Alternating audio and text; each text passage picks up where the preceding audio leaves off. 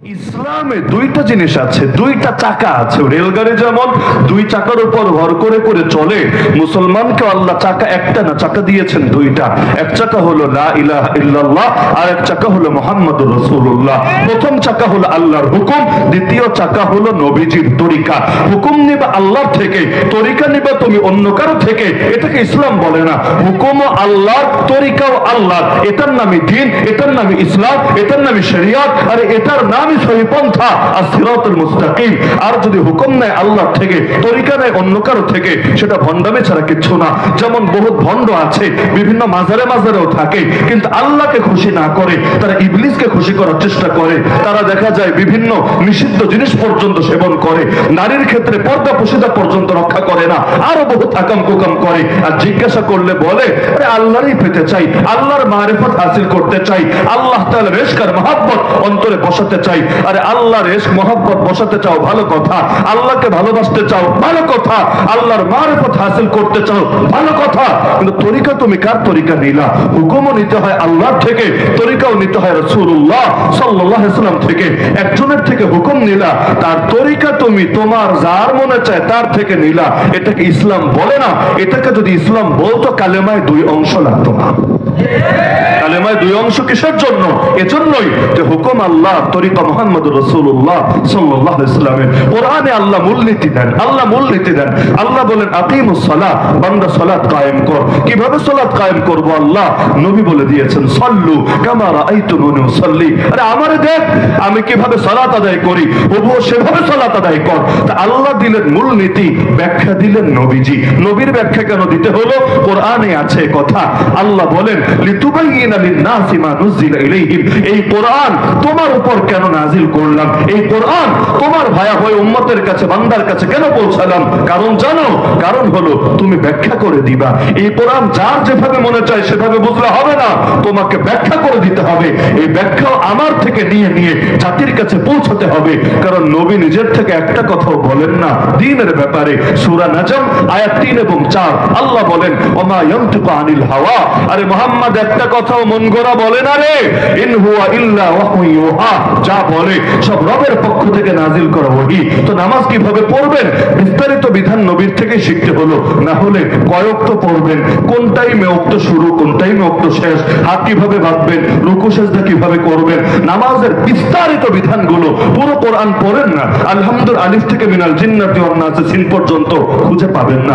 শুধু কোরআন সামনে রেখে হাদিস বাদ দিয়ে, নবীর জীবনী বাদ দিয়ে সারা জীবনেও কেউ 2 রাকাত নামাজও পড়তে পারবে না। কারণ নামাজের ডিটেল কি, কর্মপদ্ধতি কি, এটা যিনি শিখিয়েছেন তার নামই মুহাম্মদুর রাসূলুল্লাহ সাল্লাল্লাহু আলাইহি ওয়াসাল্লাম। আল্লাহ বললেন হজ করা ফরজ, ওয়ালিল্লাহি আলান নাস হিজ্জুল বাইত মান ইসতাতা ইলাইহি সাবিলা। সামর্থ্যবানদের জন্য আল্লাহর ঘরের হজ ফরজ। কিন্তু আল্লাহ হজ কিভাবে করব? তুমি তো শিখিয়ে দিলা না, তুমি তো বলে দিলা না। আরাফায় কখন যাব, মিনায় কখন যাব, মুজদালিফায় কখন যাব, কুরবানি কবে করব, মাথা কখন হলক করব, তাওয়াফ কিভাবে করব, সাই কিভাবে করব? নবী বলে দিয়েছেন, উম্মত টেনশনের কিচ্ছু নাই। খুযু আন্নী মানাসিকাকুম, খুযু আন্নী মানাসিকাকুম। আমার থেকে শেখো কিভাবে তোমাদের হজ করতে হবে। আল্লাহ বলে দিলেন কুতিবা আলাইকুমুল কিতাল, তোমাদের উপর জিহাদ, যুদ্ধকে ফরজ করা হয়েছে। এবার বান্দা পেরেশান হবে, স্বাভাবিক। আল্লাহ জিহাদ তো করতে বললা, কার বিরুদ্ধে করব, কিভাবে করব, যুদ্ধবন্দী যারা হবে তাদের কি করব, প্রাপ্ত সম্পত্তি গনিমত যা পাবো কিভাবে ভাগ বাটোয়ারা করব? আল্লাহ নবী বলে দিলেন, আরে আমার বদর দেখ, উহুদ দেখ, খন্দক দেখ, তাবুক দেখ, হুনাইন দেখ, আমার 27টা গাজওয়া দেখ, আর 47টা সারিয়া দেখ। ব্যাস আল্লাহর আয়াতের উপর কিভাবে আমল করতে হবে শিখে ফেলবি। তাহলে সবগুলো উদাহরণ থেকে কি বুঝলেন? হুকুম নিতে হয় কার থেকে? তরিকা নিতে হয় কার থেকে? মুহাম্মদুর রাসূলুল্লাহ সাল্লাল্লাহু আলাইহি ওয়াসাল্লাম থেকে। এটাকেই বলে মিনহাজুন নবুওয়াত। পুরো কথা বুঝলে এবার আমার একটা প্রশ্নের জবাব দেন। আল্লাহ কোরআনে আদেশ দিয়েছেন আকিমুদ্দিন, তোমরা দ্বীন কায়েম করো। কার আদেশ? বিসমিল্লাহির রহমানির রহিম। ইনিল হুকমু ইল্লা লিল্লাহি আমারা আন লা তা'বুদু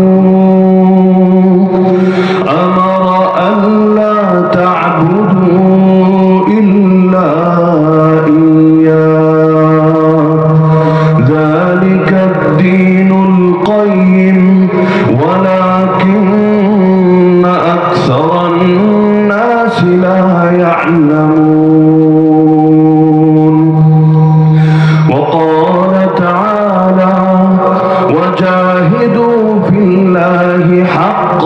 الجهاد هو اجتباكم وما جعل عليكم في الدين من حرج ملة أبيكم إبراهيم هو سماكم المسلمين من قبل وفي هذا ليكون الرسول شهيدا عليكم وتكونوا شهداء على الناس فأقيموا الصلاة وآتوا الزكاة واعتصموا بالله هو مولاكم فنعم المولى ونعم النصير. وقال النبي صلى الله تعالى عليه وسلم بدأ الإسلام غريبا وسيعود كما بدأ فطوبى للغرباء. وقال أصحاب محمد رضي الله عنهم نحن الذين بايعوا محمدا على الجهاد ما بقينا أبدا. وقال عبد الله بن المبارك عليه الرحمة يا عابد الحرمين لو أبصرتنا لعلمت أنك في العبادة تلعب.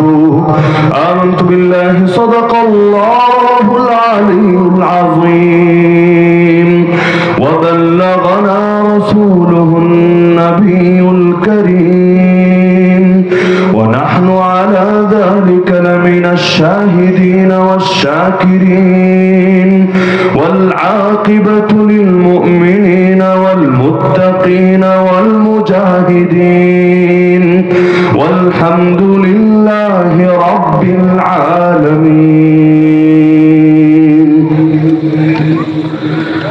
মাদ্রাসাতু মিনহাজুন নবুওয়াতের উদ্যোগে আয়োজিত আজকের এই 16তম ঐতিহাসিক তাফসীরুল কোরআন মাহফিলের সম্মানিত সভাপতি অ্যাডভোকেট শহীদুল ইসলাম সাহেব, উপস্থিত প্রধান অতিথি অধ্যাপক মোস্তফা তারিকুল হাসান সাহেব, ছোট সাহেবজাদা হযরত মাওলানা আব্দুর রহিম রাহিমাহুল্লাহ রাহমাতান ওয়াসিআ, উপস্থিত আমার শ্রোতা ওয়াজিবুল ইহতিরাম হযরত উলামায়ে কেরাম, এলাকার গণ্যমান্য মুরব্বীগণ, স্থানীয় এবং দূর দূরান্ত থেকে আগত দিন দরদি কোরআন প্রেমী প্রতৌহিদ জনতা এবং পর্দার আড়ালে থাকা মা ও বোনেরা,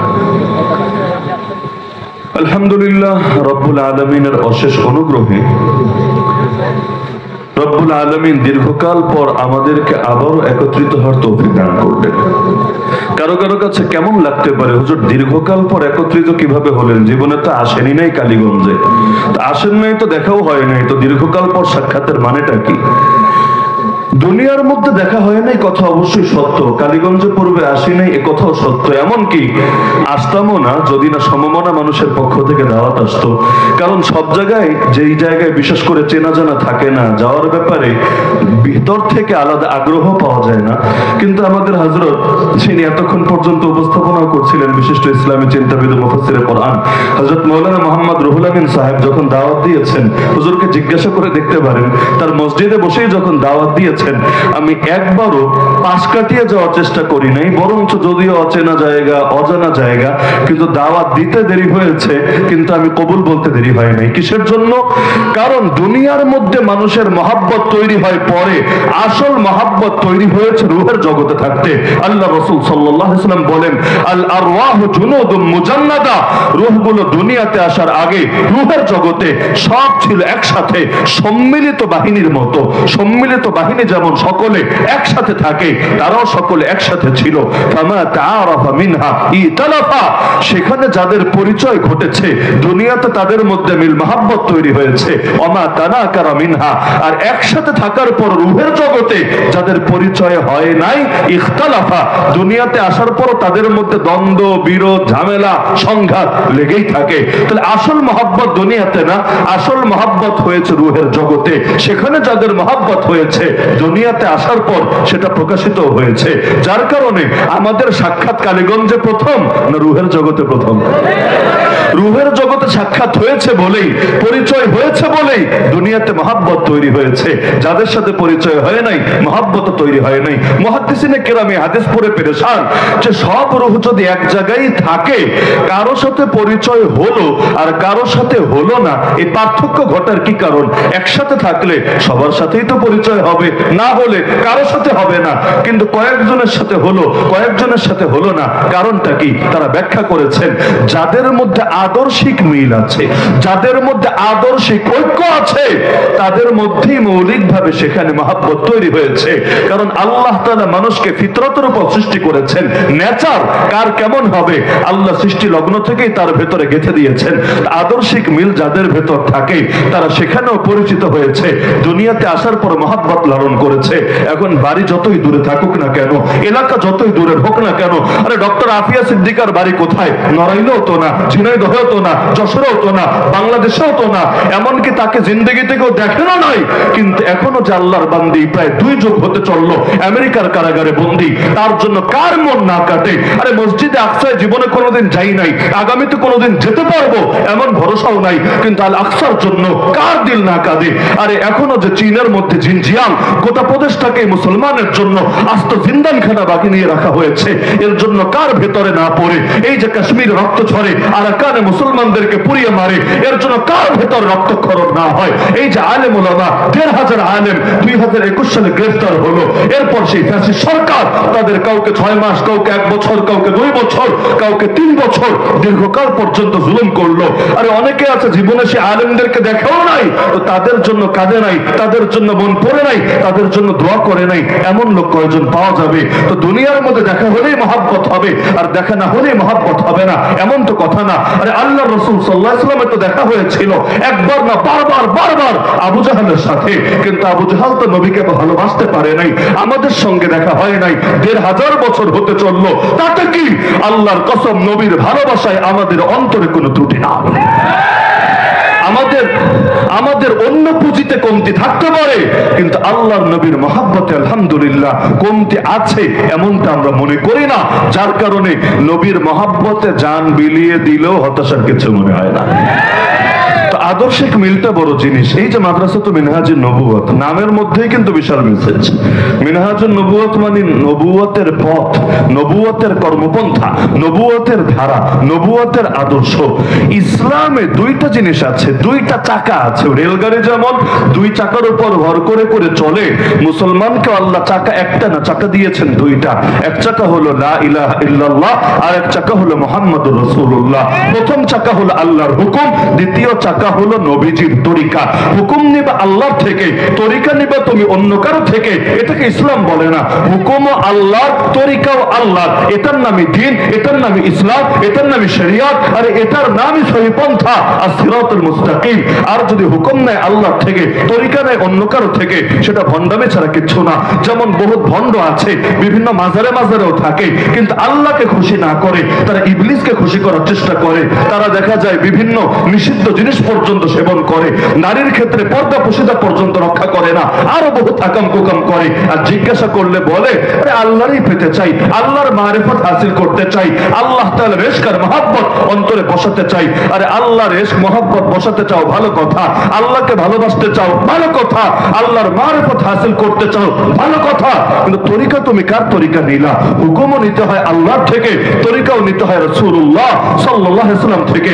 একজনের থেকে হুকুম নিলা, আর তরিকা তুমি তোমার যার মনে চায় তার থেকে নিলা, এটাকে ইসলাম বলে না। এটাকে যদি ইসলাম বলতো কালেমায় দুই অংশ লাগতো না। কালেমায় দুই অংশ কিসের জন্য? এজন্যই যে হুকুম আল্লাহ, তরিকা মুহাম্মদুর রাসূলুল্লাহ সাল্লাল্লাহু আলাইহি ওয়াসাল্লামের। কোরআনে আল্লাহ মূলনীতি দেন, আল্লাহ মূলনীতি দেন। আল্লাহ বলেন আকিমুস সালাহ, বান্দা সালাত কায়েম কর। কিভাবে সালাত কায়েম করব? আল্লাহ নবী বলে দিয়েছেন সাল্লু কামা রাআইতুমুনি উসাল্লি। আরে আমারে দেখ আমি কিভাবে সালাত আদায় করি, ওবো সেভাবে সালাত আদায় কর। তা আল্লাহ দিলেন মূলনীতি, ব্যাখ্যা দিলেন নবীজি। নবীর ব্যাখ্যা কেন দিতে হলো? কোরআনে আছে কথা। আল্লাহ বলেন লিতুবাইয়িনা লিন-নাসি মা নুজিলা ইলাইহিম। এই কোরআন তোমার উপর কেন নাজিল করলাম? এই কোরআন তোমার ভায়া হয়ে উম্মতের কাছে, বান্দার কাছে কেন পৌঁছালাম? কারণ জানো, কারণ হলো তুমি ব্যাখ্যা করে দিবা। এই কোরআন যার যেভাবে মনে চায় সেভাবে বুঝলে হবে না, তোমাকে ব্যাখ্যা করে দিতে হবে। এই ব্যাখ্যা আমার থেকে নিয়ে নিয়ে জাতির কাছে পৌঁছাতে হবে। কারণ নবী নিজের থেকে একটা কথাও বলেন না দ্বীনের ব্যাপারে। সূরা নাজম আয়াত 3 এবং 4 আল্লাহ বলেন ওমা ইয়ানতিকু আনিল হাওয়া। আরে মুহাম্মদ একটা কথাও মন গড়া বলে না রে। ইন হুয়া ইল্লা ওয়াহয়ু ইউহা। যা বলে সব রবের পক্ষ থেকে নাজিল করা ওহী। তো নামাজ কিভাবে পড়বেন? বিস্তারিত বিধান নবীর থেকে শিখতে হলো। না হলে কয়ক্ত পড়বেন, কোন টাইমে ওক্ত শুরু, কোন টাইমে ওক্ত শেষ, হাত কিভাবে বাঁধবেন, রুকু সিজদা কিভাবে করবেন, নামাজের বিস্তারিত বিধানগুলো পুরো কোরআন পড়েন না। আলহামদুলিল্লাহ আলিফ থেকে মিনাল জিন্নাতি ওয়ান নাসি সিন পর্যন্ত খুঁজে পাবেন না। শুধু কোরআন সামনে রেখে হাদিস বাদ দিয়ে, নবীর জীবনী বাদ দিয়ে সারা জীবনেও কেউ 2 রাকাত নামাজও পড়তে পারবে না। কারণ নামাজের ডিটেল কি, কর্মপদ্ধতি কি, এটা যিনি শিখিয়েছেন তার নামই মুহাম্মদুর রাসূলুল্লাহ সাল্লাল্লাহু আলাইহি ওয়াসাল্লাম। আল্লাহ বললেন হজ করা ফরজ। ওয়ালিল্লাহি আলান নাস হিজ্জুল বাইত মান ইসতাতা ইলাইহি সাবিলা। সামর্থ্যবানদের জন্য আল্লাহর ঘরের হজ ফরজ। কিন্তু আল্লাহ হজ কিভাবে করব? তুমি তো শিখিয়ে দিলা না, তুমি তো বলে দিলা না। আরাফায় কখন যাব, মিনায় কখন যাব, মুজদালিফায় কখন যাব, কুরবানি কবে করব, মাথা কখন হলক করব, তাওয়াফ কিভাবে করব, সাই কিভাবে করব? নবী বলে দিয়েছেন উম্মত টেনশনের কিচ্ছু নাই। খুযু আন্নী মানাসিকাকুম, খুযু আন্নী মানাসিকাকুম। আমার থেকে শেখো কিভাবে তোমাদের হজ করতে হবে। আল্লাহ বলে দিলেন কুতিবা আলাইকুমুল কিতাল। তোমাদের উপর জিহাদ, যুদ্ধকে ফরজ করা হয়েছে।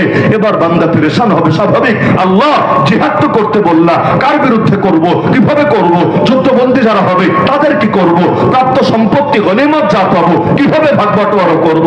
আল্লাহ নবী বলে দিলেন আরে আমার বদর দেখ, উহুদ দেখ, খন্দক দেখ, তাবুক দেখ, হুনাইন দেখ, আমার 27টা গাজওয়া দেখ, আর 47টা সারিয়া দেখ। ব্যাস আল্লাহর আয়াতের উপর কিভাবে আমল করতে হবে শিখে ফেলবি। তাহলে সবগুলো উদাহরণ থেকে কি বুঝলেন? হুকুম নিতে হয় কার থেকে? তরিকা নিতে হয় কার থেকে? মুহাম্মদুর রাসূলুল্লাহ সাল্লাল্লাহু আলাইহি ওয়াসাল্লাম থেকে। এটাকেই বলে মিনহাজুন নবুওয়াত। পুরো কথা বুঝলে এবার আমার একটা প্রশ্নের জবাব দেন। আল্লাহ কোরআনে আদেশ দিয়েছেন আকিমুদ্দিন, তোমরা দিন কায়েম করো। কার আদেশ? কার আদেশ? এমনকি তিনি জানিয়েছেন রাসূলকে পৃথিবীর বুকে পাঠিয়েছেন কেন, লক্ষ্য কি, উদ্দেশ্য কি? আল্লাহ নিজে বলেছেন কোরআনে 3টা আয়াতে, যার একটা আয়াত আছে 10 নম্বর পারা সূরা তাওবায়, আরেকটা আছে সূরাতুল ফাতহে, আরেকটা আছে 28 নম্বর পারা 11 নম্বর পৃষ্ঠা সূরা সফের মধ্যে। 3 জায়গায় আল্লাহ একই ধরনের বাক্য বললেন হুয়াল্লাযী আরসালা রাসূলাহু বিল হুদা ওয়া দীনিল হক লিইয়ুযহিরাহু আলা দ্বীনি কুল্লি। তিনি সেই আল্লাহ যিনি তার রাসূলকে পাঠিয়েছেন হেদায়েত দিয়ে এবং দ্বীন হক দিয়ে। কেন? লিইয়ুযহিরাহু আলা দ্বীনি কুল্লি। সেই রাসূল পৃথিবীর বুকে এসে ইসলামকে বিজয়ী করবেন, ইসলামকে বিজয়ী করবেন বাকি সকল দ্বীনের উপরে, ধর্মের উপরে না, বাকি সকল দ্বীনের উপরে। দ্বীন মানে ধর্ম হতে পারে, দ্বীন মানে বাতিল মতবাদ হতে পারে, দ্বীন মানে তন্ত্র মন্ত্র হতে পারে। এক কথায় ইসলাম ছাড়া যা কিছু হতে পারে যেটাকে মানুষ আদর্শ হিসাবে গ্রহণ করে এগুলোই দ্বীন। তো আল্লাহ তার রাসূলকে কেন পাঠিয়েছেন? আল্লাহ 3 জায়গায় জানালেন একমাত্র লক্ষ্য হলো ইসলাম হবে জিন্দা, বাকি সকল জাহেলি আদর্শ হবে মুর্দা। ইসলাম হবে জিন্দা, বাকি সকল জাহেলি আদর্শ হবে মুর্দা। যার কারণে মক্কায় যখন নফিকা অফার দেওয়া হয়েছিল, আবু তালেব তোমার ভাতিজারে বলো মুহাম্মদ কি চায়। যদি সুন্দরী নারী চায় আরবের সবচেয়ে সুন্দরী নারী এনে দেব। যদি সম্পদ চায় কত সম্পদ লাগবে, সম্পদের পাহাড় বানিয়ে দেব। আর যদি ক্ষমতা চায় তাও বলুক, তাকে আমাদের পার্লামেন্ট দারুন নাদওয়ার মেম্বার বানিয়ে নেব, তাকেও আমাদের নেতৃত্বের পরিষদ যারা আছে নেতৃত্ব দেয় তাদের একজন হিসাবে গণ্য করব। মক্কায় একনায়কতন্ত্র ছিল না, একজনের কথাই আইন, একজনের কথাই বিধান এমন ছিল না। হ্যাঁ, সেখানে তারা একসাথে বৈঠক করে সিদ্ধান্ত নিত। আবু জাহাল একটা বলতো, আবুল হাবার একটা, উতবা একটা, তো সাইবা আর একটা, ব্যাস সকলে মিলে পরামর্শ করে সিদ্ধান্ত নিত। তো প্রস্তাবের মধ্যে এটাও ছিল, মোহাম্মদকে বলো, সে যদি চায় তাকেও একজন সদস্য বানিয়ে নেব। আল্লাহ নবী কোনটা চেয়েছিলেন? নারী চেয়েছিলেন? সম্পদ চেয়েছিলেন? অথবা ওদের দারুন নদওয়া নামক কুফরি পার্লামেন্টের একজন মেম্বার হয়ে ওই কুফরি তরিকা দিয়ে ইসলাম জিন্দা করতে চেয়েছিলেন? আমি হলে হয়তো রাজি হয়ে যেতাম, বলতাম আরে নেতা বানানোর অফার দিয়েছে, নেতা হওয়ার জন্য সারা জীবন কাটিয়ে দিলাম, লোকে ভোটই দেয় না, কোটি কোটি টাকা ঢেলে অনেক সময় জামানতি ঠিকঠাক মতো রক্ষা হয় না, আর এখন পায়ের তলায় অফার চলে এসেছে, খালি যদি বলি রাজি তাহলেই তারা নেতা বানিয়ে নেবে। শুধু আদর্শের ব্যাপারে একটু কম্প্রোমাইজ করতে হবে। কম্প্রোমাইজ তো এখনো করে। আরে তুমি ইসলামের রাজনীতি করবে, ভালো কথা, মুখ দিয়ে তো আগে বলো যে ইসলামী রাষ্ট্র চাই, কিন্তু রাজনীতি করবে ইসলামী রাজনীতি, মুখ দিয়ে কথা বলার সাহসই করে না। ইসলামী রাষ্ট্র চাই বলে, আমরা কল্যাণ রাষ্ট্র চাই, ওয়েলফেয়ার স্টেট চাই, লিবারেল ডেমোক্রেটিক কান্ট্রি চাই। আরে তোর মাথা, তোর মুন্ডু চাষ, তোর ইসলামী রাজনীতি দিয়ে কি হবে যদি ইসলামের কথা প্রকাশ্যে বলার হিম্মত না করিস? আরে মানুষকে ধোঁকা দিয়ে কি লাভ? ইসলাম কোনোদিন ধোঁকা দিয়ে জিন্দা হয় নাই। ইসলাম জিন্দা হয়েছে হক তরিকায়, ইসলাম জিন্দা হয়েছে আরে মানুষের দিল তৈরি করার তরিকায়। আল্লাহ নবী মানুষকে ভুলভাল বুঝিয়ে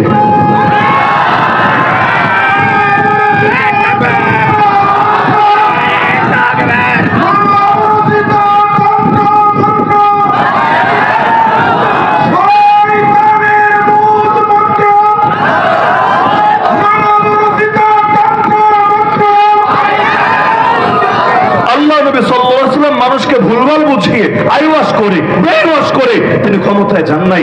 এমনকি একটা কথা মাথায় গেঁথে রাখবেন, ইসলাম মানুষকে ইমোশনাল ব্ল্যাকমেইল করেও নিজের আদর্শ জিন্দা করতে চায় না।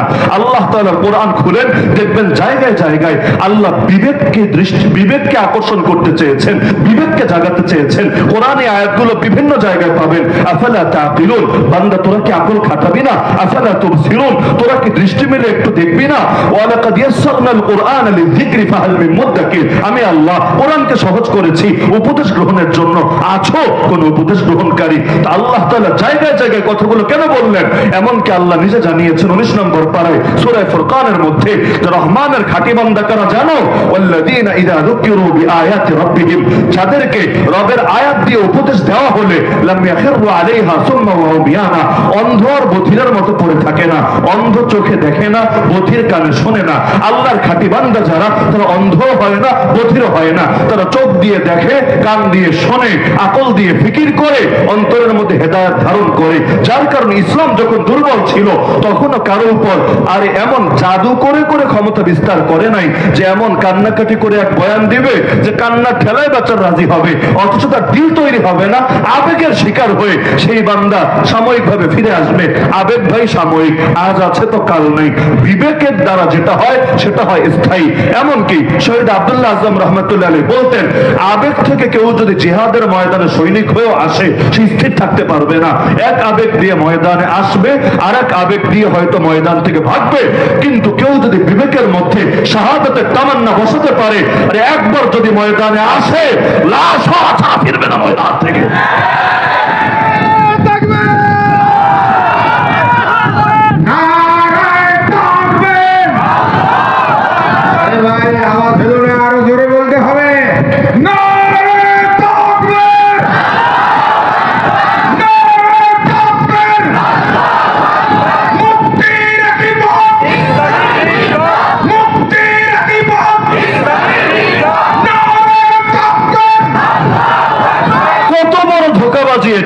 একদিকে করবে ইসলামের রাজনীতি, আরেকদিকে লোকে যদি প্রশ্ন করে আপনারা ক্ষমতায় আসলে চোরের কি হাত কেটে দেবেন? আপনারা ক্ষমতায় আসলে কেউ ধর্ম ত্যাগ করলে তাকে কি মৃত্যুদণ্ড দেবেন? আপনারা ক্ষমতায় আসলে নারীদেরকে কি পর্দা করতে বলবেন? আপনারা ক্ষমতায় আসলে মানুষদেরকে কি নামাজের জন্য বাধ্য করবেন? বলবে না না না না, এগুলো কেন হবে? আরে আমরা তো ওয়েলফেয়ার স্টেটের কথা বলছি, কল্যাণ রাষ্ট্রের কথা বলছি। আরে এই কল্যাণ আবার কোন কল্যাণ রে? ইসলাম বাদ দিয়ে আমরা কোনো কল্যাণ বুঝি না, আল্লাহর হুকুমের বাইরে আমরা কোনো কল্যাণ চিনি না। নবীদের তরিকার বাইরে আমরা কোনো কল্যাণে বিশ্বাসী করি না। আরে রাখো তোমার পশ্চিমা বিশ্ব থেকে শেখা শব্দ এই ওয়েলফেয়ার স্টেট। আমরা এরকম 2 নাম্বার ওয়েলফেয়ার স্টেটে থুতু মারি। আমরা আল্লাহ নবীর তরিকা ছাড়া ভিন্ন কোন তরিকা ঈমান আনতেই পারি না।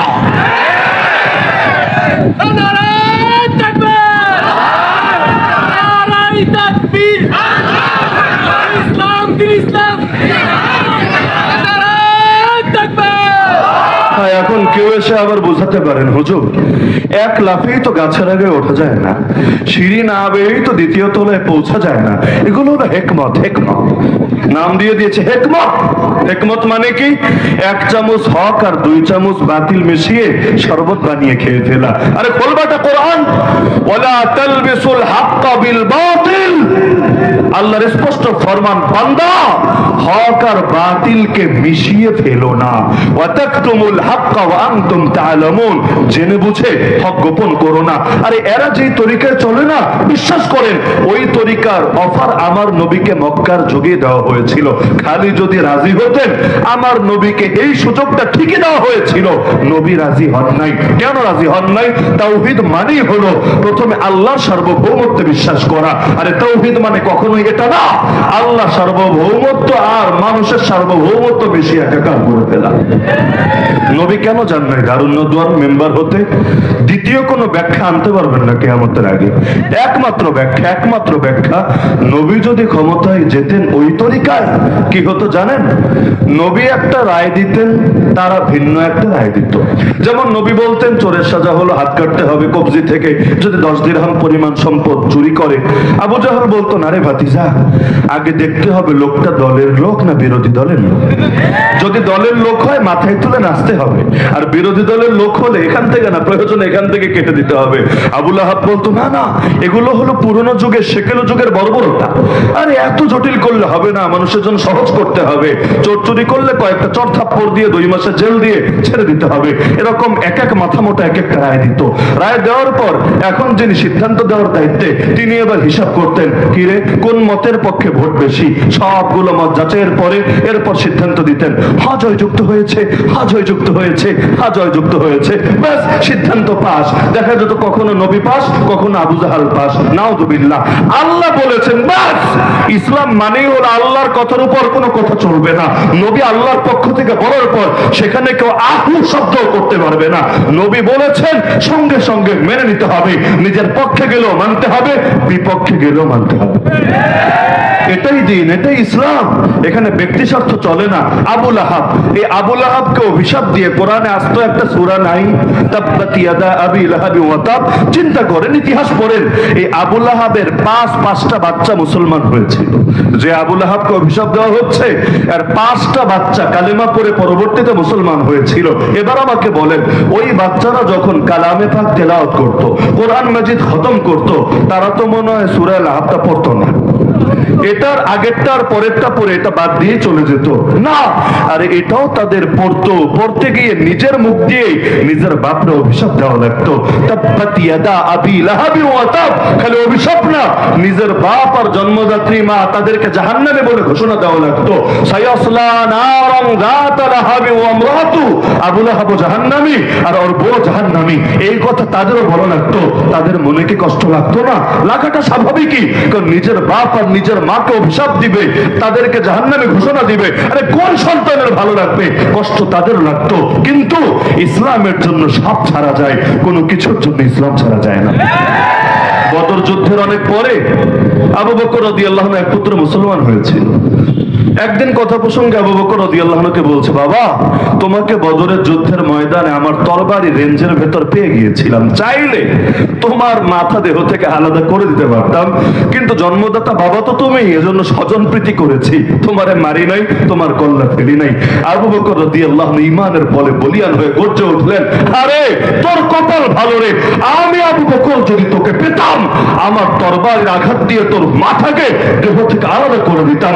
কারণ যেই পুত্র আল্লাহ নবীর বিরুদ্ধে তরবারি ধারণ করেছে, যেই পুত্র ইসলামকে মিটিয়ে দেওয়ার জন্য যুদ্ধে নেমেছে, আমি তাকে জন্ম দিতে পারি কিন্তু ওর মতো কুলাঙ্গারের কল্লা উড়িয়ে দিতে মুখ কাঁপে না।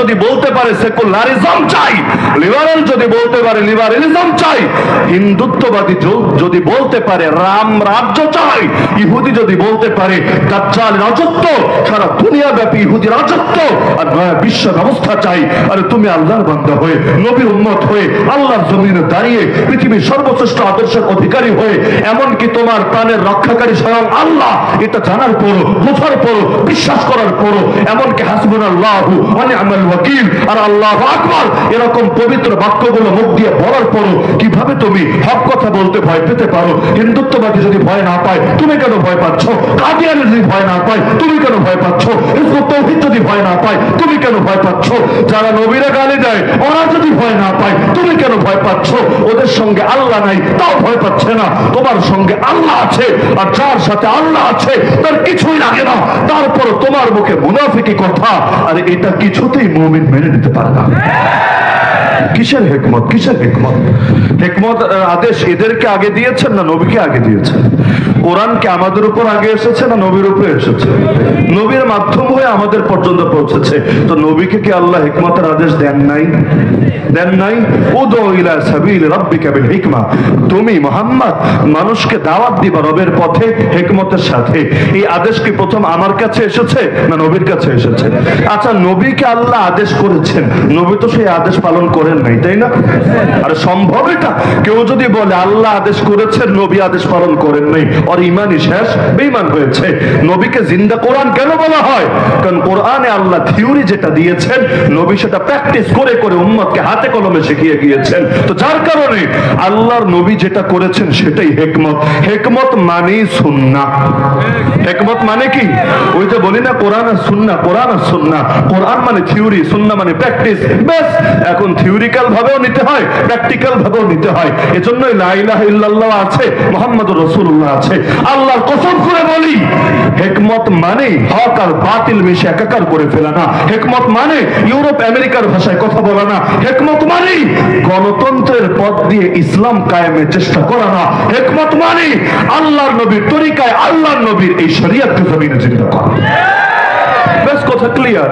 কারণ আল্লাহ আদেশ দিয়েছেন প্রথমে নবীকে, নবী যেটা করেছেন বেশ সেটাই হলো তরিকা। হ্যাঁ, এখন কোন পাগল বলতে পারে হুজুর পুরনো তো পুরনো, পাস্ট ইজ পাস্ট, আমাদেরকে এখন বর্তমান আর ভবিষ্যৎ নিয়ে ভাবতে হবে, প্রেজেন্ট আর ফিউচার নিয়ে চিন্তা করতে হবে। নবীর জীবন তো সেই 1500 বছর আগের কথা। এই যুগে কি আর ওই তরিকায় মুক্তি পাওয়া যাবে? ওই যুগে তো এত এত দুনিয়া আপডেট হয় নাই। এই নিউ ওয়ার্ল্ড অর্ডার, এই ক্যাপিটালিজম, এই সোশ্যালিজম, এই সেই হাবিজাবি, এগুলো তো আবিষ্কার হয় নাই। তো পুরনোটা এই যুগে চলবে না, এই কথা যদি কেউ বলে আর ইমানে থাকবে না। কারণ আল্লাহ নবীকে আদর্শ বানিয়েছেন কয়দিনের জন্য? 10 বছর, 20 বছর, 100 বছর, 1000 বছর, নাকি কিয়ামত পর্যন্ত সময়ের জন্য? কিয়ামতের আগে নতুন কোন তরিকা দিয়ে আর কোন নবীকে পাঠাবেন? যদি না পাঠান তাহলে আমার নবীর আদর্শের কোন এক্সপায়ার ডেট আছে? আরে আছে নাকি? এগুলো 2 পয়সার মাথা মোটা সুশীলরা বলতে পারে। দেখেন না, শিল্পকলা ডিজি হয়ে সৈয়দ জামিল আহমদ, জামিল মানে সুন্দর, সুন্দর বেটা দাবি করে ফেলেছে 2024 সালে নারীদের কেন বোরকা পরা লাগবে? তো বোরকা কি 1971 পর্যন্ত পড়বে? আরে বোরকা কি 2012 সাল পর্যন্ত পড়বে, নাকি বোরকা আওয়ামী লীগ ক্ষমতায় আসার আগ পর্যন্ত পড়বে? আরে বোরকা পরার কি আবার এক্সপায়ার ডেট আছে নাকি? আরে বোরকা নারীরা পড়বে কিয়ামত পর্যন্ত পড়বে। তোর যদি ভালো না লাগে, তোর যদি ভালো না লাগে, তুই চলে যা এমন দেশে যেখানে নারীরা বোরকা পরে না, কিন্তু থাকবি মুসলমানের দেশে আর দালালি করবি কাফের মুশরিকদের। এটাই জাতি মেনে নেবে না।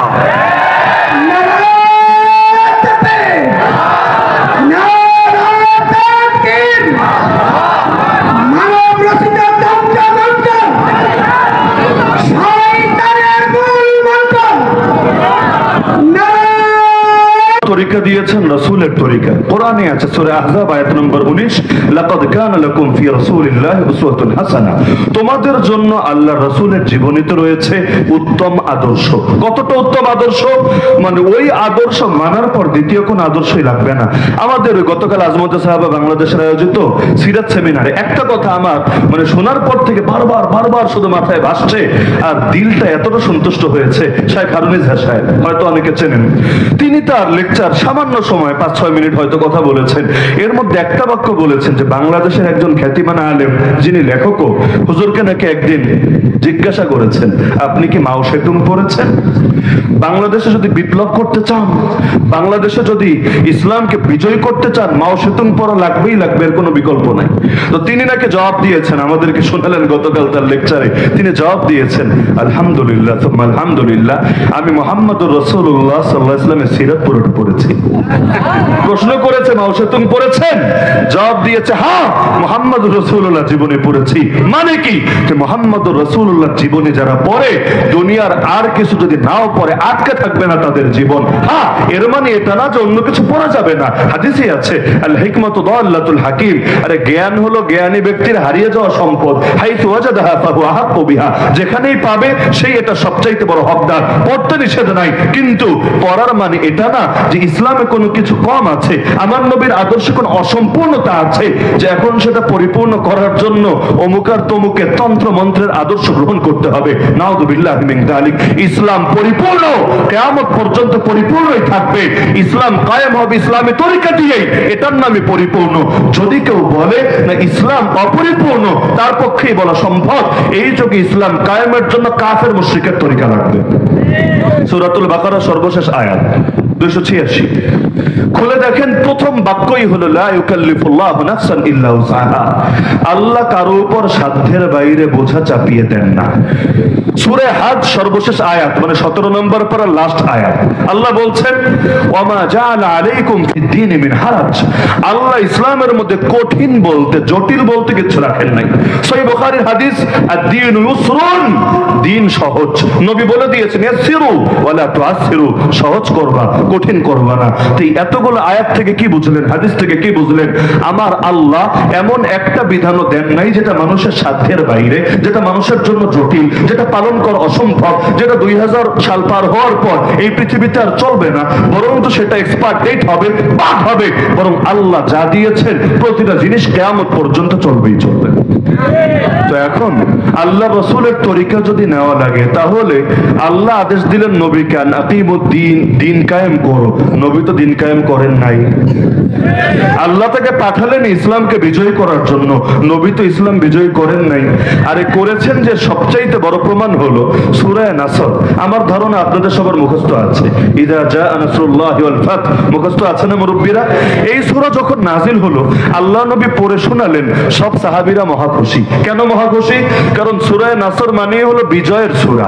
এই সূরায় আল্লাহ বিজয়ের কথা বলছেন, যখন আসবে আল্লাহর সাহায্য এবং বিজয়, আর তুমি দেখবে মানুষ দলে দলে ইসলামে প্রবেশ করছে, তখন হে নবী তুমি রবের প্রশংসা সহ তাসবিহ পাঠ করো, বেশি বেশি ক্ষমা প্রার্থনা করো, নিশ্চয়ই তিনি তওবা কবুলকারী। তো মজার কথা, আল্লাহ বিজয়ের কথা বলছেন, এখন মুসলমানের সংখ্যা বাড়বে, লোকে দলে দলে কালেমা পড়বে, আল্লাহ বলছেন, খুশিরই তো কথা। সবাই খুশি হলেন, একজন মাত্র সাহাবী কেঁদে উঠলেন, এমন কান্না করা করলেন, তিনি তার কান্নাই থামাতে পারছিলেন না। সবাই অবাক, আরে কান্নার কি হলো, তিনি কাঁদছেন কিসের জন্য?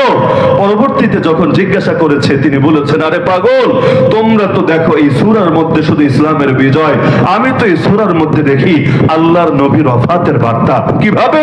কারণ আল্লাহ তার নবীকে পাঠিয়েছেনই ইসলামকে বিজয় করার জন্য, আর এই সূরায় জানিয়েছেন ইসলামের বিজয় চলে এসেছে, এখন ফল ভোগ করবে, মানুষ দলে দলে মুসলমান হবে, আর নবী এখন বেশি বেশি রবের ইবাদত তাসবিহ তাহলিল করবে। তার মানে মিশন কমপ্লিট হয়েছে, আর মিশন কমপ্লিট হওয়ার মানে এবার নবীর ডাক চলে এসেছে। কেন? কারণ নবী ওই সময় একটা হাদিস শুনিয়েছেন যে আল্লাহ একজন বান্দাকে অপশন দিয়েছেন দুটো। কি অপশন? একটা হলো দুনিয়া আর একটা হলো আখিরাত। সেই বান্দা দুনিয়ার অপশনটা গ্রহণ না করে আখিরাতের অপশনটাই সিলেক্ট করে নিয়েছে। তার মানে রবের পক্ষ থেকে ডাক চলে এসেছে, আমার নবী এবার শীঘ্রই চলে যাবেন রবের নিকটে।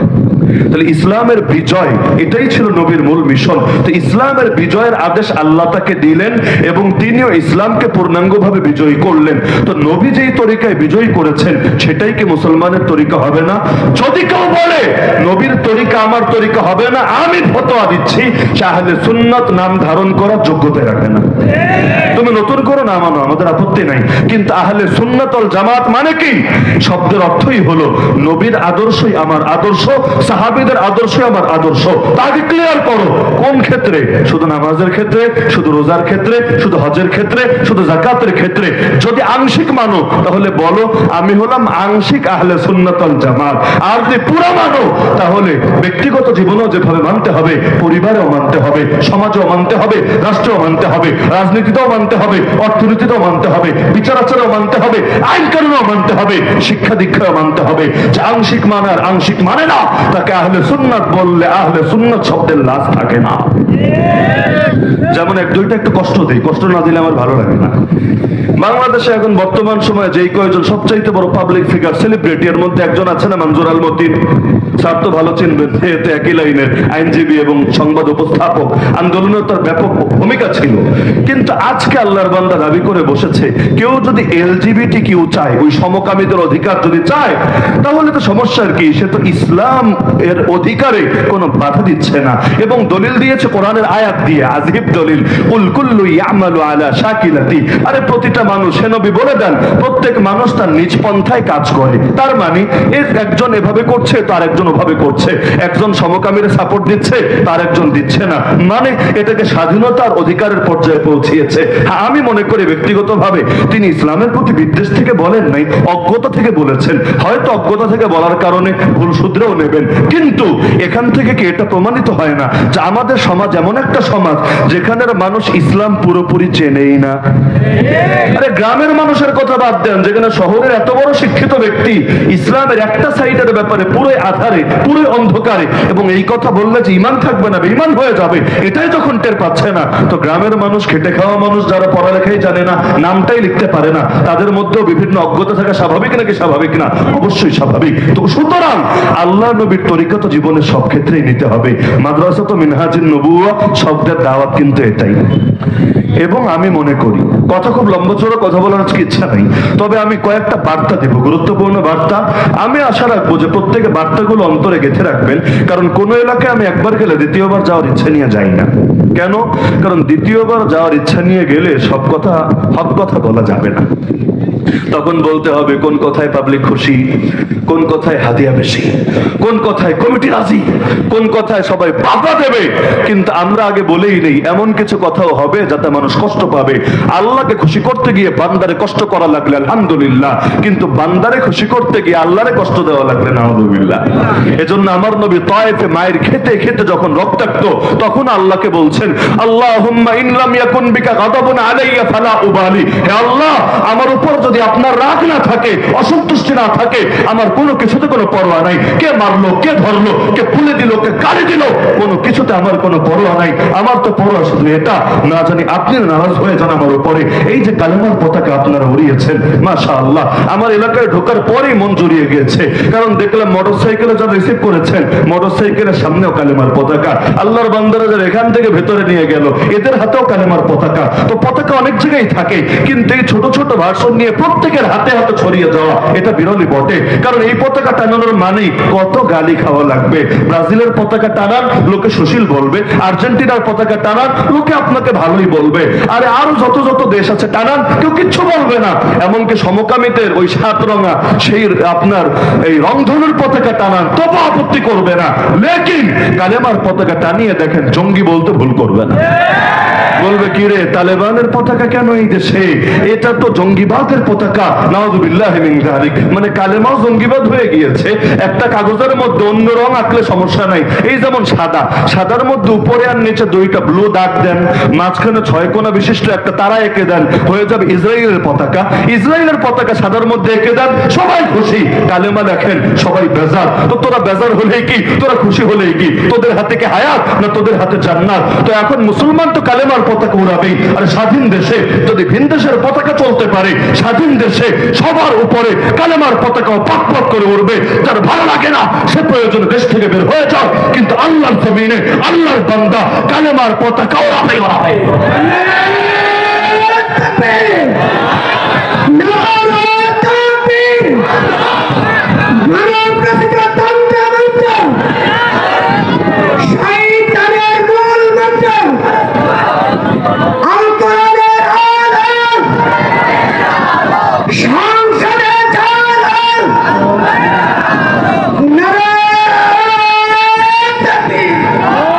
পুরো কথা থেকে একটা মেসেজ আমরা পেলাম যে নবীর তরিকা ছাড়া ইসলাম পালন করা সম্ভব।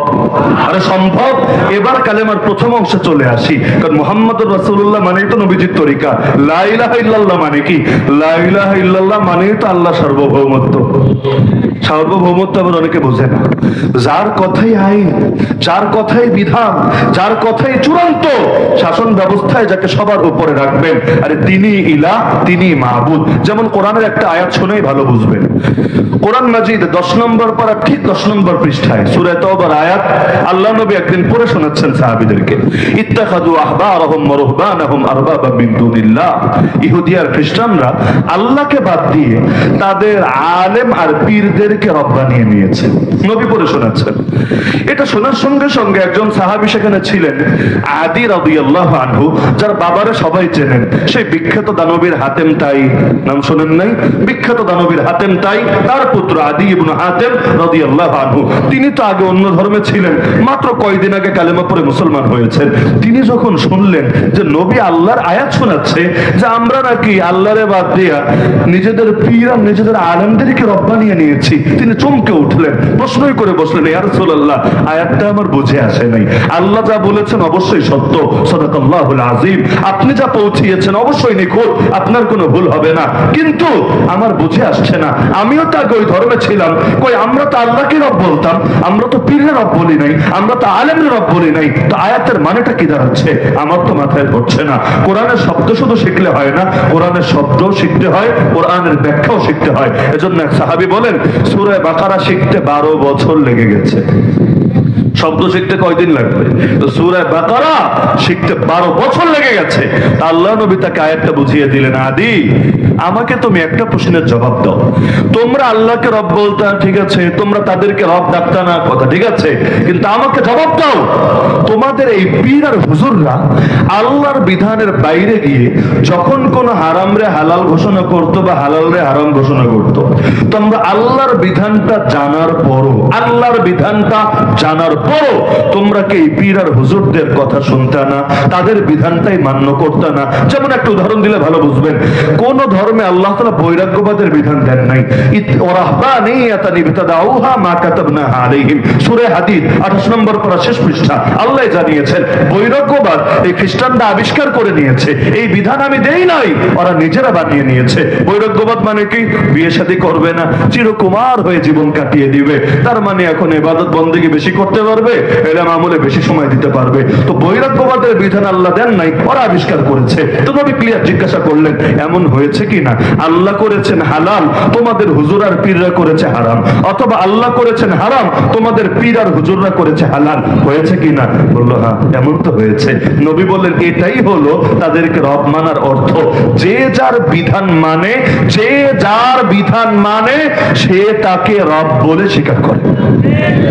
নাস্তিকরাও নাস্তিক না, নাস্তিকরা বলে না যে রবের অস্তিত্ব স্বীকার করে না, আল্লাহ নামক আল্লাহর অস্তিত্ব হয়তো স্বীকার করে না, কিন্তু ওরাও কোনো না কোনো রবরে স্বীকার করে। অস্বীকারের মধ্যে কেউ থাকতে পারে না। যে যার বিধান মান্য করে সে তাকে রব মানে। এই যে গণতন্ত্র চলে না এখন, আমাদের তো রাষ্ট্র পরিচালনা মূলনীতি গণতন্ত্র। গণতন্ত্র মানে স্বাধীনতা, গণতন্ত্র মানে সাম্য, গণতন্ত্র মানে মানবাধিকার, খুব সুন্দর সুন্দর ডায়লগ চলে। অথচ গণতন্ত্র মানেই তো জনগণের শাসন। গণ মানে কি? জনগণ। তন্ত্র মানে কি? শাসন। জনগণের শাসন মানে কি? আল্লাহর শাসন না, রাসূলের শাসন না। বলবেন হুজুর একটারে আরেকটার বিপরীত কেন বানাচ্ছেন? হ্যাঁ ভাই, বিপরীতই তো।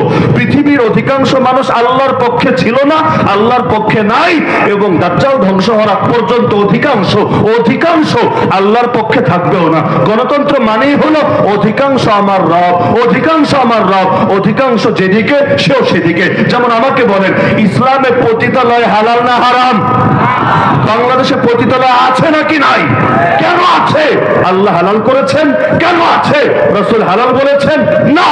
ওরা জবাব দিবে, এই দেশের মানুষ চেয়েছে, তো মানুষ চাইলে তুই খুলবে কেন? তার মানে ক্লিয়ার, আল্লাহকে রব না, তুই মানুষকে রব বানিয়ে ফেলেছিস। এই দেশে লাইসেন্স নিয়ে মদ চলে নাকি চলে না? আরে ভাই, চলে নাকি চলে না? তা হারাম তো হারামই।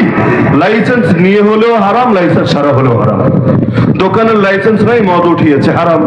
বেডার লাইসেন্স নেই, বেডির লাইসেন্স নেই, মদ খেয়েছে, হারাম। আর দোকানেরও লাইসেন্স আছে, আর নায়ক নায়িকা গায়ক গায়িকারও লাইসেন্স আছে। এখন আরাম আর আরাম আর আরাম, এখন আর কোনো পাপ নাই। এটাকে আল্লাহর বিধান না মানুষের বিধান?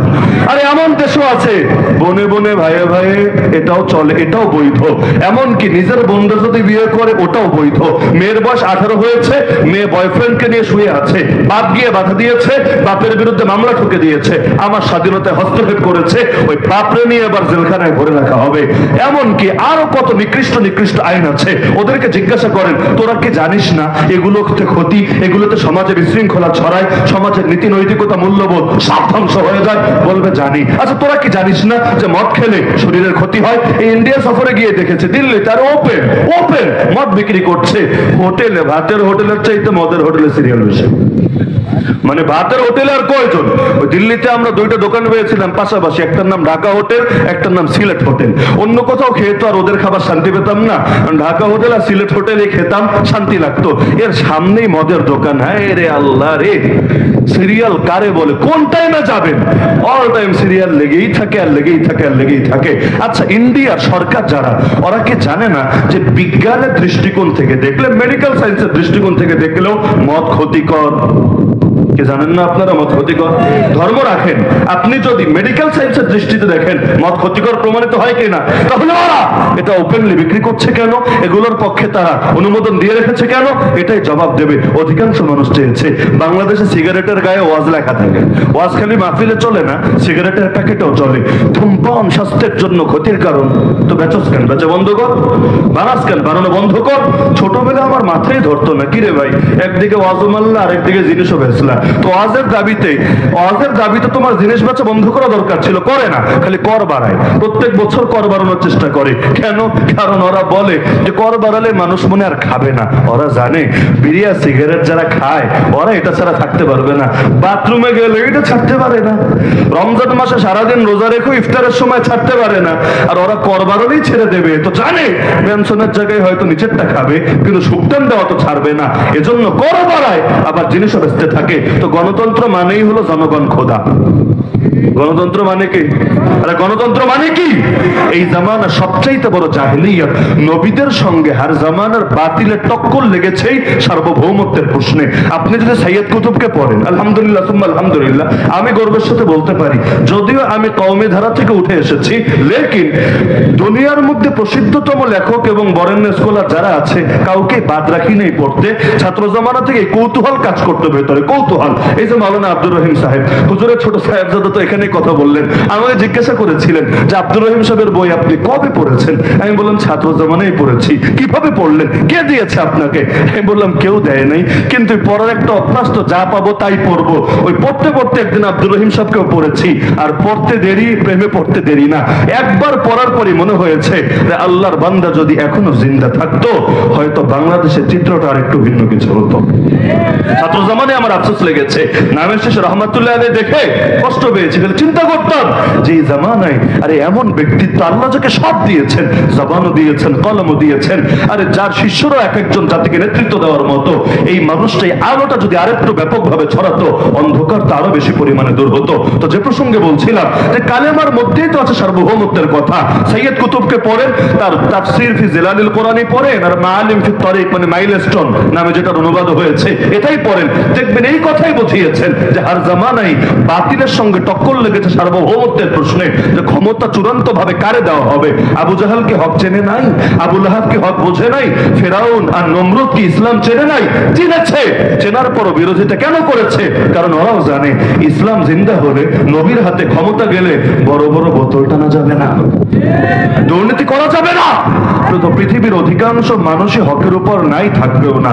দলিল কোরআনে, ওয়াইন তুতি আকসারা মান ফিল আরদ, হে নবী পৃথিবীর অধিকাংশকে যদি অনুসরণ করেন ইউদিল্লুকা আন সাবিলিল্লাহ, তারা আপনাকে আল্লাহর পথ থেকে সরিয়ে দিবে। বর্তমান পৃথিবীতে মুসলমান বেশি না অমুসলিম বেশি? অমুসলিম বেশি। আচ্ছা মুসলমানের মধ্যে নামাজি বেশি না বেনামাজি বেশি? নারীদের মধ্যে পর্দানশীল বেশি না বেপর্দা বেশি? আচ্ছা বাংলাদেশে যত মানুষ আছে এর মধ্যে পূর্ণাঙ্গ ইসলামী খেলাফতের পক্ষের লোক বেশি না বিপক্ষের লোক বেশি?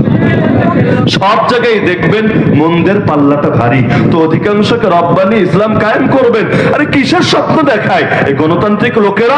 আমার তো বুঝেই ধরে না, বাস্তবতা সামনে নাই, তাই মানুষ অত গভীরে যেতে পারে না। আরে কিভাবে তুমি ইসলাম কায়েম করবা আমার একটু বোঝাও না। বুঝেন নাই? কিভাবে ইসলাম কায়েম করবা? গণতন্ত্র মানেই তুমি মেনে নিলা জনগণের শাসন, জনগণের সার্বভৌমত্ব। মনে করেন আগামীতে নির্বাচন হলো, আমি একেবারে কাঁচা উদাহরণ দিয়ে বুঝাই। আগামীতে নির্বাচন হলো, 1 বছর পরেই হোক আর 3 বছর পরেই হোক আর 6 বছর পরেই হোক, ক্ষমতার লোভ তো ভাই সবারই আছে, একবার পেলে কি আর এত সহজে ছাড়তে চায়? তো যেটাই হোক, যে সময় হোক, মনে করেন ইসলামী যারা আছে রাজনীতি করে সবাই মিলে ঐক্য করলো। এখন গোটা বাংলাদেশ ঐক্যের কথা চলছে।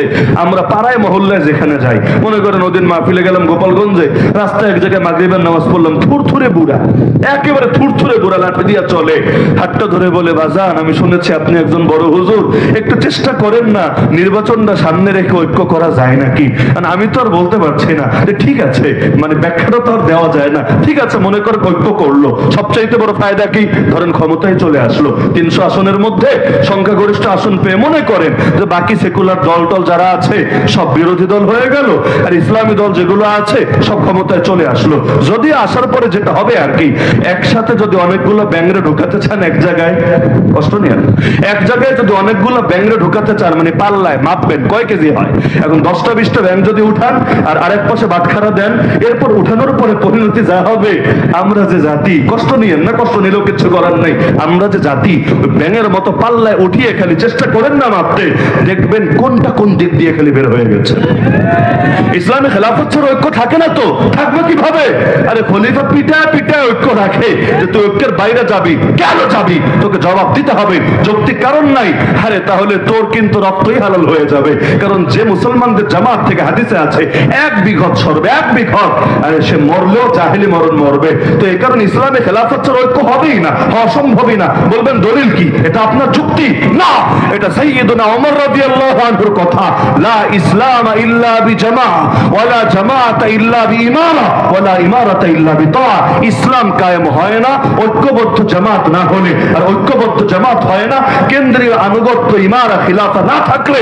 কেন্দ্রীয় আনুগত্যের ভিত্তিতেই মুসলমান ঐক্যবদ্ধ হয়। তো এখন মনে করেন ধরলাম ঐক্য নষ্ট হলো না, একদম সেই জবরদস্ত ঐক্য টিকে থাকলো। থাকার পর এই সংবিধান রক্ষার উপরে শপথ করেই তো শাসন শুরু করবে, নাকি কোরআন হাতে নিয়ে কসম খাবে? আরে প্রথম কসমটাই তো হবে সংবিধানের উপরে, আমি সংবিধান রক্ষা করিব। কোন সংবিধান? 72-এর সংবিধান? কোন সংবিধান? মানব রচিত সংবিধান? কোন সংবিধান? কুফুরা শিরিক আছে যেই সংবিধানে, সেই সংবিধান আমাকে বোঝান। আরে যত কেজি হেকমত নিয়ে তুমি কসমটা খাও না কেন, ধরলাম কেজি না, কয়েক মন হেকমত অথবা কয়েক টন হেকমত নিয়ে কুফুর রক্ষার কসম যে খেলো, আর ঈমান কি আছে না গেছে?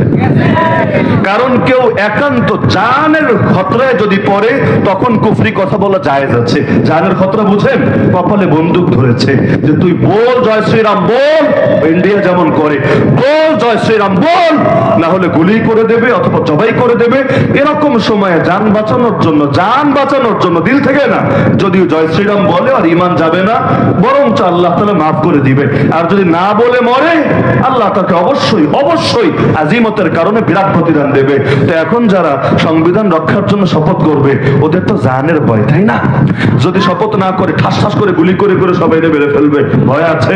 নাই। কসমটা যে খেলা, ইমানের কি অবস্থা হবে? আচ্ছা ঠিক আছে, ধরলাম না এটা হলো জবরদস্ত ইমান, বুলেট প্রুফ ইমান, যাই করুক সমস্যা নাই, একবার কালেমা পড়েছে তো পড়েছে, এই ইমানের কিচ্ছু হবে না, একদম মরণ পর্যন্ত চলবে। এরপর সংসদে বসলো, সংসদে বসে খালি কোরআন খুলে ফতোয়া শুনিয়ে দিলেই তো আইন পাস হয়ে যাবে, তাই না? আইন পাস হবে না, বরঞ্চ তাদেরকে জনগণের শাসন রক্ষা করতে হবে। কিভাবে? অধিকাংশের মতামত নিয়ে এক একটা আইন পাস করতে হবে। তো আইন শুরু করেন, 1 নম্বরে আসেন, কাদিয়ানি যারা আছে তাদেরকে অমুসলিম ঘোষণা করলেই চলবে না, এটা ইসলামের ফতোয়া না, এটা সেকুলার রাষ্ট্রের কাছে চাওয়া হয়, কারণ ওর দৌড় এই পর্যন্ত। ইসলামের ফতোয়া কি জানেন? কাদিয়ানিরা যদি তওবা না করে বেঁচে থাকার অধিকারই পাবে না। আমি চ্যালেঞ্জ করতে পারবো এই ফতোয়ার উপর। কেন? কারণ তওবা আর চুক্তি আর সন্ধি সবার জন্য না, এগুলো ইহুদির জন্য ঠিক আছে, খ্রিস্টানের জন্য ঠিক আছে, আহলে কিতাব আর মুশরিকের জন্য ঠিক আছে, কিন্তু যারা গুস্তাখ রাসূল, নবীর শানে বেয়াদবি করে, যারা জিন্দিক, মুসলিম পরিচয় ধারণ করে কুফর প্রচার করে, তাদের ব্যাপারে মাযহাবের ফতোয়া এটাই যে যদি তারা গ্রেফতারের আগে তওবা করে মুক্তি পাবে। এমনকি তাদের মধ্যে মুরতাদ, যারা মুরতাদ বুঝেন, আগে মুসলমান ছিল পরে কাদিয়ানি হয়েছে, মুরতাদের ব্যাপারে ইসলামের শাস্তি কি? গ্রেফতার করে 3 দিন তওবার সুযোগ দেওয়া হবে, বোঝানো হবে, তওবা যদি না করে 4th দিন তাকে মৃত্যুদণ্ডে দণ্ডিত করবে। এটা ইসলামের ফয়সালা। তো এখন এটা নিয়ে সংসদে আলোচনা হলে, এখন যদি মনে করেন যে এই কয়েকজন বসেছে এরা মিলে রাজি টাজি হয়েও যায়, আমাদের মিডিয়া মামারা তো বসে থাকবে, তাই না? আন্তর্জাতিক শক্তি তো বসে বসে আঙ্গুল চষবে, তাই না? আরে কোরআন নাজিল করেছেন যিনি, কোরআন হেফাজত করেন তিনি, গণতন্ত্র বানিয়েছে যারা, গণতন্ত্র হেফাজতে এগিয়েও আসে তারা। এই পাকিস্তানে ইমরান খানের সরকারকে উৎখাত করলো কেন? হাফেজ মুরসিকে 1 বছর ক্ষমতায় থাকার পর যখনই ইসলাম কায়েমের দিকে এগিয়ে যেতে চাইল, ক্ষমতা থেকে উচ্ছেদ করে তাকে ফাঁসিতে ঝুলিয়ে শহীদ করলো কেন? এমনকি সারা দেশে বাংলাদেশের গণতন্ত্র নিয়েও যে আমেরিকা চিন্তিত থাকে, আজও মিশরের উপর সেই সামরিক শাসক চালু করে রেখেছে কেন? ওদেরকে বসিয়ে রেখেছে কেন? তো এখন গণতন্ত্র দিয়ে শাখাগত কিছু কাজ করা সম্ভব, আমি অস্বীকার করি না। কিছু মসজিদ বানাবেন, কিছু মাদ্রাসা করবেন, 2-4টা শাখাগত আইন বানাবেন, কিন্তু আল্লাহর জমিন, আল্লাহ সার্বভৌমত্ব প্রতিষ্ঠা করা কিছুতেই সম্ভব না, যৌক্তিক ভাবেও না, বাস্তবিক ভাবেও না। গণতন্ত্রের পুরো ইতিহাসে আর কোনো নজির নেই। পৃথিবীর 1 ইঞ্চি মাটিতে গণতন্ত্র দিয়ে ইসলাম কায়েম হয়েছে, 1 ইঞ্চি। এরকম কোন মাটি থাকলে আমাকে দেখান, আমি আমার বক্তব্য বৈধ করব। আজকে কোন দলে গিয়ে যোগ দিব, আজকে যোগ দিব। কে যোগ দিতে গেলে আমার নেবে না মনে হয়, কে যোগ দিতে গেলে আমার নেবে না মনে হয়, আজকে যোগ দিব। আল্লাহ কসম করে বলছি, পৃথিবীর 1 ইঞ্চি মাটি দেখেন না, যৌক্তিক আর বুদ্ধিভিত্তিক ভাবে আমাকে বোঝার গণতন্ত্র দিয়ে ইসলাম কায়েম সম্ভব, তখন উত্তম অনুত্তমের কথা বাদ দিয়ে দিব, দরকার নেই উত্তম অনুত্তম গ্রহণ করব। কিন্তু যদি নাই থাকে তাহলে এগুলো কিসের মূলা দেখেন আমাদেরকে? ওই শেখ হাসিনার স্বীকৃতির মূলার মতো। কওমি মাদ্রাসাকে স্বীকৃতি দিয়েছে না, আমরা এখন মাস্টার্স পাস বলতেই তো আলাদা মজা। যদি অনার্স নাই, ইন্টারমিডিয়েট নাই, এসএসসি নাই, 8 নাই, 5 নাই, কিছু নাই, আমরা 1 লাফে টাইটেল পাস, মাস্টার্স পাস, শুনতেই তো আলাদা মজা। কিন্তু সরকারি মসজিদের মুয়াজ্জিন পদেও আপনারা দিবে না, আপনার কোনো কর্মক্ষেত্রই থাকবে না, খালি মনে মনে মন কলা খাবেন, আমি টাইটেল পাস, আমি মাস্টার্স পাস। ওই রকম একটা মূলা ছাড়া এটা কিছু না। শুনতে বহুতই মজা লাগে। তো এখন আন্তর্জাতিক গণতান্ত্রিক চাপে যখন পড়বে, সূর্যে পাল্টাবে না কি গ্যারান্টি আছে? ক্ষমতায় যায় না, তাতেই বলে আমরা তো গণতান্ত্রিক মূল্যবোধে বিশ্বাসী, আমরা তো গণতান্ত্রিক রাষ্ট্র ব্যবস্থা প্রতিষ্ঠা করতে চাই। কেন ইসলাম বলতে লজ্জা লাগে? ইসলামের কথা বলতে লজ্জা লাগে? এমনকি এখন তো বলে খুলাফায়ে রাশিদুন নাকি গণতান্ত্রিক তরিকায় নির্বাচিত হয়েছে। তাহলে তো আল্লাহরে গণতন্ত্রের স্রষ্টা বলতে হবে, আব্রাহাম লিঙ্কনের ক্রেডিট আর কি থাকবে? তখন তো আল্লাহই সব হয়ে যাবে। নাউযুবিল্লাহ মিন যালিক। এমনকি নির্বাচন খুব শোনেন না, নির্বাচনের ভোট নাকি আমানত। তার মানে যারা ভোট দেয় না, এগুলো তো আমানত ঠিকঠাক মতো আদায় করে না। আমি আমার জিন্দগিতে ভোট দেই নাই কখনো, আমি তো পরে আমার বাপও জিন্দগিতে ভোট দেয়, আমি তো পরে আমার বাপও জিন্দগিতে ভোট দেয় নাই। আমরা তো আমানত কেউই রক্ষা করি নাই, তাহলে পুরো বরবাদ হয়েছি। আর জেনজি জেনারেশন জেড, ওরা তো ভোট দেওয়ার সুযোগই পায় নাই, কারণ ফজরের পরে গিয়ে কি ভোট দিবে? তাহাজ্জুদের টাইমে তো আমল খতম হয়েছে। তো ইসলামী শাসন ব্যবস্থায় যেই তরিকায় শাসক নির্বাচিত হয়, সেটার ইলেকশন আর এই প্রচলিত ইলেকশন এক না রে ভাই। ইসলামী শাসন ব্যবস্থায় আপনি দাবি করতে পারেন আবু বকর নির্বাচিত গণতান্ত্রিক তরিকায়, ওমর নির্বাচিত গণতান্ত্রিক তরিকায়, ওসমান আলী নির্বাচিত গণতান্ত্রিক তরিকায়, অথচ আল্লাহর কসম এই জামানায় নির্বাচন বলতে যা বুঝি, ওই জামানায় নির্বাচন বলতে তা বুঝা হতো না। একজন খলিফা নির্বাচিত হয়েছে কোন নারীর ভোটে, এমন প্রমাণ কেউ দেখাতে পারবেন না। ইসলামে খলিফা যেমন নারী হতে পারে না, খলিফা নির্বাচনে আহলুল হাল্লি ওয়াল আকদ এর মধ্যে নারীর কোনো অবস্থান থাকে না। যদি থাকতো অন্তত আম্মাজান আয়েশার থেকে মত নেওয়া হতো, আর কেউ না হোক। গোটা উম্মতে সব নারী এক পাল্লে উঠান, আম্মাজান আয়েশার পায়ের ধুলার সমান হবে না। তো আম্মাজান আয়েশার থেকে অন্তত মত নেওয়া হতো, ফাতেমা রাদিয়াল্লাহু আনহা থেকে অন্তত মত নেওয়া হতো। একটা দুর্বলতম জাল হাদিসও দেখাতে পারবেন না, সহি তো দূরের কথা। এমনকি এখন তো নির্বাচন বলতে বুঝি কাফেরও ভোট দিবে, নাস্তিকও ভোট দিবে, বেঈমানও ভোট দেবে, কাদিয়ানিও ভোট দেবে, হিজবুত তৌহিদও ভোট দেবে। এটাই তো। কিন্তু ইসলামের মধ্যে কি বলে, আরে এখানে নির্বাচন করবে একমাত্র একটা পরিষদ। ওই পরিষদ কারা? তারা হলো জনপ্রতিনিধি হয়ে আসবে। কিভাবে? প্রতিটা অঞ্চলের মধ্যে যেই লোকের কথা সবাই মানে, আছে না? আপনাদের কালীগঞ্জে নাই? সব জায়গায় এমন কিছু মুরব্বী আছেন, এমন কিছু ব্যক্তি আছেন যাদের কথার উপর সবাই আস্থা রাখে। প্রতিটা সেক্টরেও আছে। যেমন আলেম, সব আলেমরাও কোনো কথা বলতে চাইলে সব হুজুর ডাকা লাগে না। 5 জন 10 জন যদি আলেম ডাকে, একদম মাথা আলেম, এরা যা বলবে গোটা জাতি তা বলবে, তাদের কথার বাইরে কথা বলবে না। একইভাবে বাহিনী, ব্যবসায়ী, শ্রমিক, মজদুর, এখন তো কাজের বুয়াদেরও সংগঠন আছে। তো এইরকম সব ক্ষেত্রে মনে করেন যারা একদম উচ্চ পর্যায়ে, যাদের কথা সবাই মানে, এইরকম লোকগুলোকে এক জায়গায় জমা করা হয়, তাদের থেকে মত নেওয়া হয়, বলো তো কে খলিফা হতে পারে। তাদের অধিকাংশ যার ব্যাপারে একমত হয় তাকে খলিফা নির্বাচন করা হয়। নাহলে কাদিয়ানিকে ভালো মানুষের পক্ষে ভোট দেবে, নাস্তিককে ভালো মানুষের পক্ষে ভোট দেবে। তখন তো মানুষকে খুশি করে মুখ্য হবে, আল্লাহকে খুশি করা বাদ দিয়ে এই যে ইসলামের রাজনীতি করেও গণতন্ত্র গণতন্ত্র গণতন্ত্র আর কল্যাণ রাষ্ট্র কেন বলে বোঝেন না? আল্লাহকে খুশি করার জন্য তার বলে না, ওই নাস্তিক বেঈমানরাও মন কলা খাওয়ায় ভোট পাওয়ার জন্য বলে। তাহলে ইসলাম কায়েম হবে কিভাবে? প্রশ্ন আসে না? যদি নির্বাচনের তরিকায় না হয়, হয় নাই তো, স্বাধীনতা 53 বছর হয়ে গেল, আরে হয় নাই বলেই ভাই তুমি তো নির্বাচনে পাশই করো নাই জীবনে, তুমি কি বুঝবা? যিনি এমপিও থেকেছেন এই বাংলাদেশে, বলো না আব্দুর রহিম বাংলাদেশ এমপি ছিলেন না? আরে ছিলেন না? তার নেতৃত্ব ঐক্য হয়ে সেই সময় স্বাধীনতার পর প্রথমবারের মতো এই ইসলামপন্থীরা ক্ষমতায় যায় নাই, গিয়েছে। তো যে দেখেছে সে ভালো বুঝবে না যে দেখে নাই, বোঝেও নাই, এটা তার মাথায়ও ধরে না, সে ভালো বুঝবে?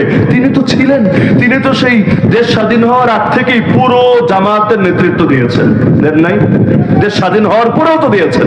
আল্লাহর বান্দা তো বাস্তবিক খেয়েই বলছেন, না রে ভাই এটা দিয়ে খোদা মিটবে না, এটা দিয়ে প্রয়োজন পূরণ হবে না।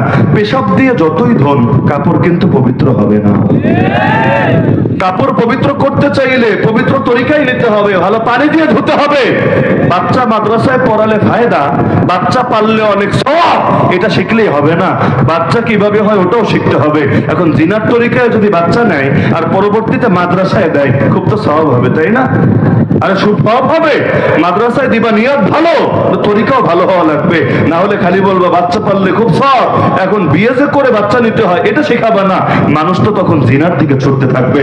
এই দেশে কেন বলেন, সারা দুনিয়াতেও গণতন্ত্র দিয়ে কিছুতেই ইসলাম কায়েম হওয়া সম্ভব না, যৌক্তিক ভাবেও না, বুদ্ধিবৃত্তিক ভাবেও না, আর বাস্তবিক ভাবে তো কোনো নমুনাই নাই। তাহলে বলবেন এগুলো কেন হচ্ছে? যেই গর্তে একবার পা দিয়েছে ওই গর্তে আবার আবার আবার আবার আবার পা দেওয়ার জন্য। অথচ নবী বলেছেন মুমিন এক গর্তে 2 বার দংশন খায় না। আর আমরা কিসের 2 বার? খেতে খেতে খেতে খেতে খেতে খাওয়ার উপর পিএইচডি করার পর আমাদের এটা যায় না। ওই বাংলাদেশের ক্রিকেট টিম যতবার হারে না, মানে অন্য প্রসঙ্গের কথা বলেন, আমরা এটা থেকে শিক্ষা নেব, ভালো কথা। হারতে হারতে হারতে খালি শিক্ষাই নিচ্ছে আর শিক্ষাই নিচ্ছে আর শিক্ষাই নিচ্ছে, নিতে নিতে শিক্ষিত আর হবে না। এখন যারা এগুলো করে না, বলে আমরা একটা এক্সপিরিয়েন্স নিচ্ছি, আমরা মানুষের জনমত যাচাই করছি, আরে মানুষের মধ্যে দাওয়ার একটা প্ল্যাটফর্ম তৈরি করছি। অথচ আমি মনে করি এই যদি মানুষের জনমতটা গণতন্ত্রের পক্ষে না নিয়ে এতদিন ইসলামের পক্ষে নেওয়া হতো, আল্লাহর কসম এই দেশে ইসলাম এতদিনে জিন্দা হয়ে যেত। কিভাবে বলছি জানেন? আমরা মাঠে ময়দানে আছে খুব বেশি বছর হয়নি, আমরা একটা ক্রাইসিসের পর মাঠে নেমেছি। ক্রাইসিস বুঝেন? আমরা যেই সময় এই দেশে ময়দানে কথা বলা শুরু করেছি, ওই সময় জিহাদের পক্ষে একটা বই বিক্রি হবে লাইব্রেরিতে, এই হিম্মত লাইব্রেরিয়ানদের ছিল না। এমনকি কোনোটা যদি বেচা হতো, প্রচ্ছদ চেঞ্জ, নাম চেঞ্জ, কিছু বোঝা যাবে না, তাও আবার উপরে রাখতো না, ভেতরে লুকিয়ে লুকিয়ে রাখতো। আর মাঠে ময়দানে জিহাদের কথা বলবে কল্পনাও করা যেত না।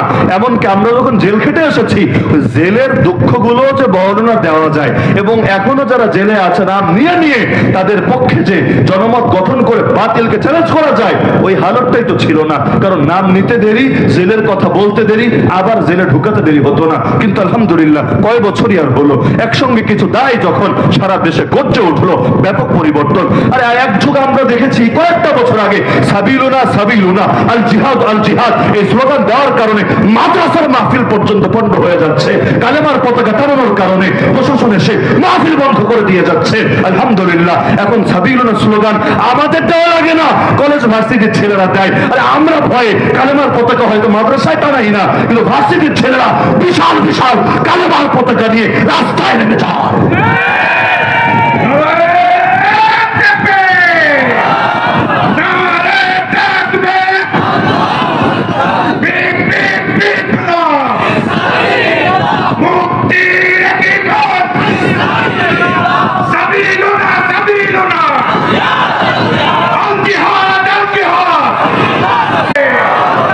বাংলাদেশ যেহেতু সফর করি, সব এলাকার মানুষকে যেহেতু কম বেশি জানি, আমি বাস্তবতা থেকেই বলছি, এই বাংলাদেশ হলো উর্বর ভূমি, উর্বর ভূমি।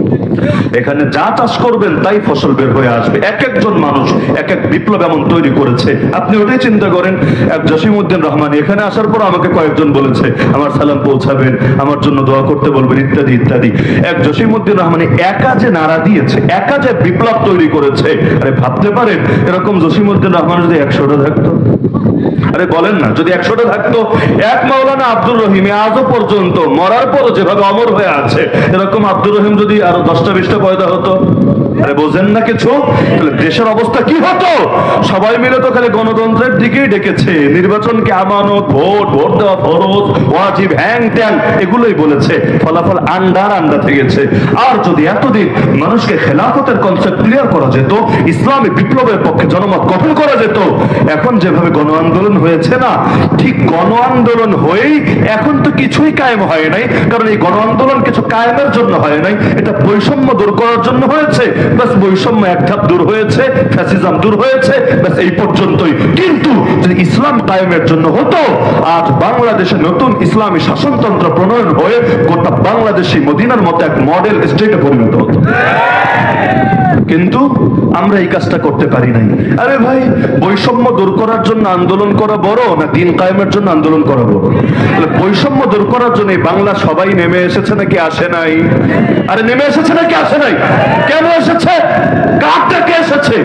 নেতৃত্ব যারা দিয়েছে এদের তো পাবলিক চিনতই না, আমি তো চিনতাম না, আপনারা চিনতেন। এই যে বৈষম্য বিরোধী আন্দোলনের নেতা যারা, এদের নামই তো পাবলিক শোনে নাই। আর এখন এক একটা মাস্টার মাইন্ড বের হচ্ছে নতুন নতুন চিপা চাপা থেকে, আমি মাস্টার মাইন্ড, আমি হ্যাং, আমি ত্যাং, গোড়ার ডিম তুমি। আর এই পাবলিক এই আন্দোলন করেছে, লিডারলেস আন্দোলন হওয়ার পরও কোন ব্যক্তির মুখ দেখে এখানে নামে নাই, বরং সবার ভেতরে জনমত তৈরি হয়েছিল যে এই ফ্যাসিস্টকে মাথার উপর থেকে তাড়াতে হবেই হবে, না হলে বাংলাদেশ ইন্ডিয়ার একটা প্রদেশে পরিণত হবে। অনেকটা তো হয়ে গিয়েছিল, অনেকটা তো হয়ে গিয়েছিল, বাকি যতটুকু ছিল ওটা হয়েও নতুন এক মুখ্যমন্ত্রী হয়তো মাথার উপর এসে চেপে বসতো। তো পাবলিক চেয়েছিল যে দালালটা আগে বিদায় হোক, পরে কি হবে পরেরটা দেখা যাবে। এজন্য স্লোগান দিত বিকল্প কে? বলতো বিকল্প আমি, বিকল্প আমি। আরে বিকল্প আমি মানে কি? মানে বিকল্প কি ওই চিন্তা পরে হবে, কিন্তু আগে একটার বিদায় তো করতে হবে মাথার উপর থেকে। তাহলে এই বৈষম্য দূর করার জন্য যদি সবাই মাঠে নামতে পারে, ইসলাম রক্ষার জন্য মাঠে নামবে না কোন দুঃখে? এজন্য মাওলানা আব্দুর রহিম সাহেবের এই কথাটা আমার বারবার সবসময় টনক নাড়ে। আজকেও আসার পথে আমি লিখেছি, যেটা তার বইয়েরই নাম, গণতন্ত্র নয় পূর্ণাঙ্গ বিপ্লব। আংশিক বিপ্লব দিলে কিচ্ছু হয় না, আংশিক বিপ্লবে বিপ্লব হাইজ্যাক হয়ে যায়। 47 একবার হাইজ্যাক হয়েছে। ভারত ভাগ হয়েছে কেন জানেন না? একমাত্র ইসলাম কায়েমের লক্ষ্যে। একমাত্র 6 লক্ষ মানুষ যে জান কোরবান করেছে কিসের জন্য? গণতন্ত্র প্রতিষ্ঠার জন্য না। স্লোগানে ছিল পাকিস্তান কা মতলব কিয়া লা ইলাহা ইল্লাল্লাহ, পাকিস্তান কা মতলব কিয়া লা ইলাহা ইল্লাল্লাহ। আমি শুনলে আমিও তো জেগে উঠতাম এই স্লোগান শুনে। তো জাতির কাছ থেকে হাইজ্যাক করে নেওয়া হয়েছে সেই কায়েদে আজম মোহাম্মদ আলী জিন্নাহ, জাতির রক্তের সঙ্গে গাদ্দারি করেছে। দ্বিতীয়বার 71-এ মানুষ লড়াই করলো কেন? জালেমের হাত থেকে মুক্তির জন্য, শোষণের হাত থেকে বাঁচার জন্য। কিন্তু 16ই ডিসেম্বর দেশ স্বাধীন হলো, বছর ঘুরতে না ঘুরতে 72-এ এক সংবিধান চাপিয়ে দেওয়া হলো। কি লেখা হলো? মুক্তিযোদ্ধারা নাকি মুক্তিযোদ্ধা করেছে 4 মাকসাদে। কি কি? গণতন্ত্র, সমাজতন্ত্র, ধর্মনিরপেক্ষতাবাদ, জাতীয়তাবাদ। যেই 4টার নাম আবার হয়েছে মুজিববাদ, ড্যাডিবাদ, পাপাবাদ, আম্মাবাদ। এরকম হয়েছে না? উনি জাতির আব্বা আর ওনার কন্যা হইল জাতির আম্মা। কওমি জননী, নাস্তিক জননী, মানে সব জায়গায় জননী, মাদার, মাদার, গণতন্ত্রের মানস কন্যা, নেত্রী। তাহলে বাপের নাম দিয়েছে আব্বা আর মেয়ের নাম দিয়েছে আম্মা। কি যে বলদামি মার্কা মাথা নিয়ে ঘরে, আল্লাহ ভালো জানে। এই যে 4 মাকসাদে লড়াই করেছে, এখনো অনেক মুক্তিযোদ্ধা জীবিত আছে। আমি আমার নিজের জীবনে অনেক মুক্তিযোদ্ধাকে জিজ্ঞাসা করেছি, আপনি কি সেকুলারিজমের জন্য লড়াই করেছেন? সংবিধান তো বলছে। আপনি সমাজতন্ত্রের জন্য লড়াই করেছেন? সংবিধান তো বলছে। বলে বাবা এটি তো আমি বুঝিও না। বুঝেন নাই? কয়জন মুক্তিযোদ্ধা বুঝতো এগুলো? এই যে বলা হয় 30 লক্ষ মানুষ জান দিয়েছে, সংখ্যা কি সেই তর্ক বাদই দিলাম যে দেশে লোকই ছিল 7 কোটি, এর মধ্যে 30 লাখ নাকি মরেই গেছে। তাহলে বাংলাদেশের জনসংখ্যা কি হারে কমা দরকার ছিল? বাদই দিলাম, ধরলাম 30 লাখ না 60 লাখই মরেছে। ওই 60 লাখ মানে সমাজতন্ত্র কায়েমের জন্য মরেছে, তাই না? এবারে দেখেন না বিপ্লব হলো কেন? মানুষ ভেবেছিল বৈষম্য দূর হবে। বিপ্লব শেষ হতে দেরি, বৈষম্য শুরু হতে দেরি না। পাঠ্যপুস্তক প্রণয়ন করবে, সংস্কার করবে, ভালো কথা। সেখানে পর্যন্ত আলেম কেমনকি ধর্ম প্রতিষ্ঠাও তো আলেম, তারে পর্যন্ত স্পেস দেওয়া হয় না, নিয়ে ঢোকানো হয় কারে? চিহ্নিত ইসলাম বিদ্বেষীদেরকে। প্রতিবাদ করলেও নিয়ে ঢোকায় কারে? মুরতাদকে। মুরতাদ ওই আবু সাইদ খান, যারে কিনা আব্বাসী সাহেব কুত্তা খাওয়ার দাওয়াত দিয়েছিল। কেন? কোরআন মানে, হাদিস মানে না, আল্লাহ নবীর হাদিস অস্বীকার করে। এমনকি তার যে বই লিখেছে সব ফিতনার মূল নাকি খতমে নবুয়ত তত্ত্ব, আল্লাহ নবী সাল্লাল্লাহু আলাইহি সাল্লামকে আমরা যে বিশ্বাসগুলো পোষণ করি এগুলো, এরকম চিহ্নিত মুরতাদকে ইসলামী বই সংস্কারের দায়িত্ব দিয়েছে, সঙ্গে আরো একটা দায়িত্ব দিয়েছে, ওটার নামও আমি মুখে আনতে চাচ্ছি না। এই নাকি বৈষম্য দূর হয়েছে, সাম্য শান্তি প্রতিষ্ঠা হয়েছে। আরে মাহমুদুর রহমানের মতো ব্যক্তিত্ব, বিপ্লবের অন্যতম মহাযোদ্ধা। বিপ্লব তো একদিনে হয় নাই, 36 দিনে বিপ্লব হয়েছে। এই কথা যদি কেউ বলে, আর মাথার নাট বোল্ট টাইট দিতে হবে। এই বিপ্লবের প্রেক্ষাপট তো দীর্ঘকাল ধরে রচনা হয়েছে। এই ফ্যাসিবাদ শব্দ বাঙালিরা কেচে নিয়েছে। এই ফ্যাসিস্ট আর ফ্যাসিবাদ এই শব্দগুলো এই দেশের কয়জন মানুষ বুঝতো, কয়জন মানুষ শুনেছে? যেই কয়জন করেছে এর পেছনে একজন তো মাহমুদুর রহমানও ছিল। দেশে আসতে দেরি, আইনের প্রতি শ্রদ্ধা জানিয়ে এয়ারপোর্টে নেমেই বলেছে যে আমি আদালতে যাব, আত্মসমর্পণ করব। শুক্রবারের কথা, শনিবার গেল, রবিবার আত্মসমর্পণ করলো। আরে কোন দেশ এমন যেখানে বিপ্লব হওয়ার পর বিপ্লবের মুক্তিযোদ্ধা যারা, তাদেরকে অবমাননা করা হয়? আল্লাহর বান্দারে চাইলে জামিন দিয়ে দিতে পারতো, আগের রায়কে বাতিল বলে ঘোষণা করতে পারতো। কারণ কি আজীব এক মামলা, যে ওই 52,500 যেটা আছে শেখ হাসিনার পুত্র, ওই পুত্র নাকি কিডন্যাপ করতে চেয়েছে। এই মামলা মামুনুল হক সাহেবের নামে যেমন মামলা ছিল মানিব্যাগ চুরির মামলা, টাকা শর্ট পড়েছে, মানিব্যাগ চুরি করে খেতে হবে, এই মামলাও আছে তার নামে, নাউযুবিল্লাহি মিন যালিক। তো কিডন্যাপ করতে চেয়েছে মহামান্য জয়কে, এজন্য তাকে এখন জেলে পাঠিয়ে দেওয়া হয়েছে। দলিল কি, যুক্তি কি? আইন। আইন দেখেই তো কাজ করতে হবে। তো তোরা ক্ষমতায় গিয়েছিস, এটা কোন আইন দেখে, কোন সংবিধান দেখে? ক্ষমতায় যাওয়া মানেই তো আগে সংবিধানকে বাদ করে দেওয়া। তাহলে বিপ্লব করলো কিসের জন্য?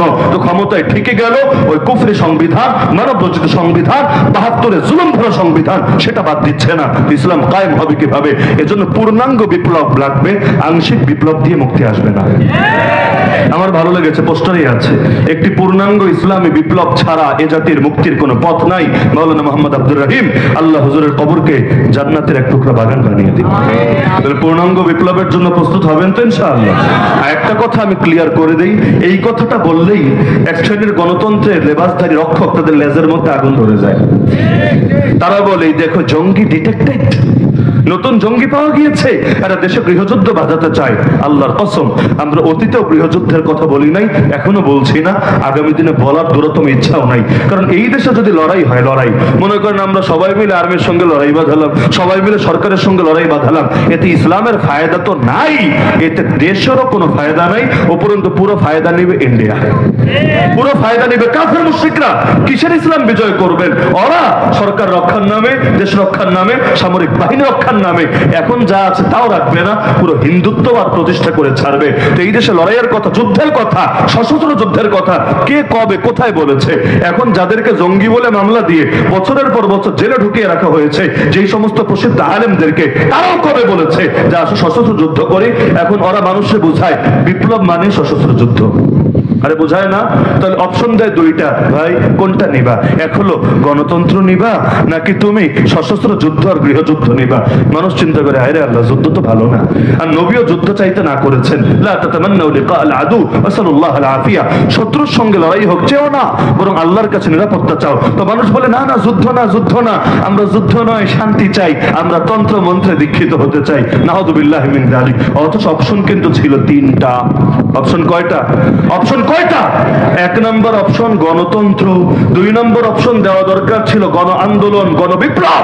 এটাও রাজনীতি। রাজনীতি মানে কি খালি যদি গণতন্ত্র হয়? আল্লাহ নবীকে রাজনীতিবিদ বলো কিভাবে?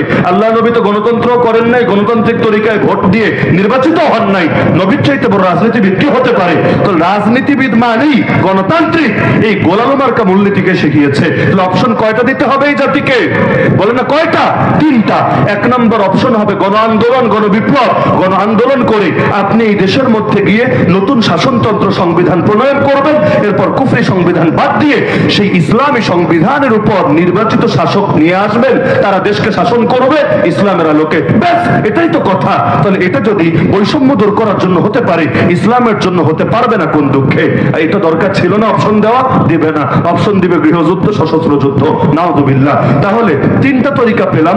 তিন তরিকার মধ্যে বাস্তবতা সামনে রাখলে আমি মনে করি বাংলাদেশের জন্য সবচাইতে পারফেক্ট তরিকা আম দাওয়া, ব্যাপকভাবে দাওয়াত দিয়ে মানুষের জনমত তৈরি করা, তারপর এই মানুষগুলোকে দিয়ে গণ আন্দোলন, গণ বিপ্লব গড়ে তোলা, তারপর একটা ইসলামী শাসনতন্ত্র প্রণয়ন করে, তারপরে শাসনতন্ত্র যারা বাস্তবায়ন করবে তাদেরকে নির্বাচিত করে, এই নির্বাচিত তরিকাও হলো আহলুল হাল ওয়াল আকদ, তাদের মাধ্যমে নির্বাচিত করে এই বাংলার বুকে ইসলামী শাসনের সূর্য উদিত করা।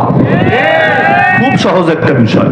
এটা বোঝার জন্য বড় শিক্ষিত হওয়া লাগে না, গ্রামের জনসাধারণও বোঝে, কিন্তু জাতিকে বুঝতে দেওয়া হয় নাই, তাদেরকে ধোঁয়াশার মধ্যে রাখা হয়েছে। বিশ্বাস করেন, এটা বলে আলোচনার ইতি টানছি, আমি আসলে জানতাম না মাওলানা আব্দুর রহিম রহমাতুল্লাহ আলাইহি দুনিয়া থেকে চলে যাওয়ার পর তার মিশন এখনো জারি আছে। বাস্তবে জানতাম না।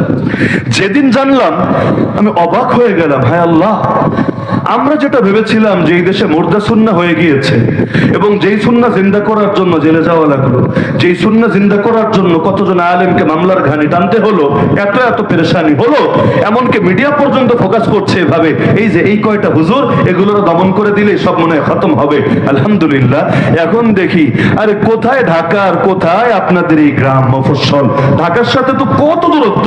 কিন্তু আলহামদুলিল্লাহ, আমি তো আসার আগে ভাবতেও পারিনি। হুজুর খালি বারবার বলেছিলেন একবার এসে দেখবেন যে কি হয়েছে। বাস্তবেই দেখতে পাচ্ছি, আরে গ্রামের মধ্যেও কালেমার পতাকা পথ করে উঠতে শুরু করেছে। তো মানুষ তো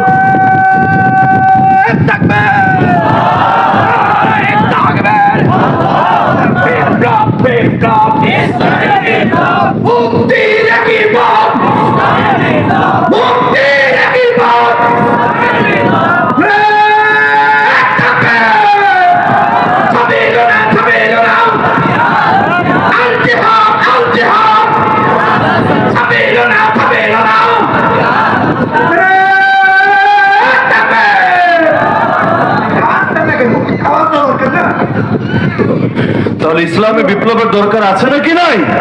প্রতিটা মানুষের জন্য দরকার। যারা কৃষক তাদের জন্য দরকার, যারা শ্রমিক তাদের জন্য দরকার, যারা দিনমজুর তাদের জন্য দরকার, যত নারী আছে তাদের জন্য দরকার। আল্লাহর কসম, এই নারীবাদীরা কোনোদিন নারীকে মুক্তি দিতে পারবে না। আরে নারীবাদী তোর জন্ম হয়েছে কবে? পৃথিবীর বুকে নারীবাদ এসেছে কবে? ইসলাম এমন সময় নারী জাতিকে জাহিলিয়াতের অভিশাপ থেকে মুক্তি দিয়েছে। আমার রাসূল এমন সময় এই নারীর অধিকার নিয়ে কথা বলেছে যখন এই নারীবাদীদের বাপ দাদার জন্ম হয় নাই দুনিয়ার বুকে। সকলের মুক্তির জন্য ইসলামী বিপ্লব একমাত্র পথ, দ্বিতীয় কোনো পথ নাই। স্লোগান বারবার দেওয়া হচ্ছে না, কথা কিন্তু এটাই, মুক্তির একমাত্র পথই ইসলামী বিপ্লব। ইসলামী বিপ্লব ছাড়া মানব রচিত তন্ত্রমন্ত্র দিয়ে কখনোই মুক্তি আসবে না। আমাকে অনেকে আগে জিজ্ঞাসা করতো বিভিন্ন সময়, হুজুর আপনি কোনো দল টল করেন না কেন? এখন এমন কোন দল আসলে দেশে কমই আছে ইসলামী ধারার, যেই দলের দাওয়াত আমার কাছে আসে নাই। এগুলো তো ওই খ্যাতির কিছু বিড়ম্বনা থাকে, বিড়ম্বনার মধ্যে এটাও একটা, সবাই টানতে থাকে আসেন আসেন আমার কাছেও আসেন, এখানে আসলে এই ফায়দা, ওখানে গেলে ওই ফায়দা। কিন্তু মনে যদি না মেলে তাহলে মানুষ যাবে কোন দুঃখে? তাহলে চিন্তা করতাম কিছু সমমনে এমন মানুষ তৈরি হওয়া দরকার যারা বাংলার বুকে ইসলামিক বিপ্লব কায়েমের জন্য চেষ্টা করবে, ওই তন্ত্রমন্ত্রের জন্য কোনো চেষ্টা করবে না। তো যেদিন মাওলানা আব্দুর রহিম সাহেবকে চিনলাম এবং তার আদর্শ সম্পর্কেও জানলাম, ওদিনে আমি নিয়ত করেছিলাম যদি তাদের তরিকাই 100% নববী তরিকা হয় তাহলে ইনশাআল্লাহ আমার থেকেও সর্বোচ্চ খেদমত তারা পাবে ইনশাআল্লাহ। কারণ যারাই দ্বীনের সৈনিক তারা সকলে আমাদের ভাই। তাআওয়ানু আলাল বিররি ওয়াত তাকওয়া, সূরা মাইদা আয়াত নম্বর 3, তোমরা নেক কাজ এবং তাকওয়ার কাজে সবাই সবার সহযোগী হয়ে যাও। ওয়ালা তাআওয়ানু আলাল ইসমি ওয়াল উদওয়ান, গুনাহের কাজে সহযোগী হও না। এক চাকা দিয়ে গাড়ি চলবে না, প্রাইভেট গাড়ি চলতো 4টা চাকা লাগে। সবাই যদি সবাইকে সাপোর্ট দেয় গাড়ি সামনের দিকে আগাবে। তো আমি দোয়া করি আলহামদুলিল্লাহ সুম্মা আলহামদুলিল্লাহ, যে মিশন বাংলার জমিনে শুরু হয়েছে আল্লাহ আল্লাহ যদি চান ইনশাআল্লাহ একদিন এই দেশের মধ্যেও কালেমার পতাকা উড়বে এবং খুব শীঘ্রই উড়বে, এখনো উঠছে, তবে শীঘ্রই প্রতিটা ঘরের ছাদে ছাদে বিজয়ী বেশে উড়বে ইনশাআল্লাহ। এবং আমার আগে হযরত তো অনুরোধ করে গেলেন অধ্যাপক মোস্তফা তারিকুল হাসান সাহেব যে আমাকেও তিনি ইসলামী আন্দোলনের জন্য, গণবিপ্লব গণ আন্দোলনের জন্য আমাকেও ময়দানে দেখতে চান। আলহামদুলিল্লাহ, এ জাতীয় কাজে আমি তো সর্বোচ্চ এগিয়ে আছি, অতীতেও ছিলাম, এখনো আছি, আগামীতেও থাকবো ইনশাআল্লাহ। আমার মতো কোনো গুনাহগারের দ্বারা আল্লাহর দিনে যদি সামান্য ফায়দা হয়, এটাই সবচাইতে বড় অর্জন। আর কি চাই? মেরি জিন্দগি কা মকসদ তেরে দ্বীন কি সরফরাজি, मैं इसीलिए मुसलमान, मैं इसीलिए नमाजी। আল্লাহ আমাদের সবাইকে কবুল করুন। এখানে যারা একত্রিত হলাম, আমাদের প্রত্যেকের নাম জান্নাতুল ফেরদাউসের লিস্টে অন্তর্ভুক্ত করুন। রব্বুল আলামিন এই মাদ্রাসাতুল মিনহাজুন নবুওয়াতকে কবুল করুন। সকলে দুরূদ শরীফ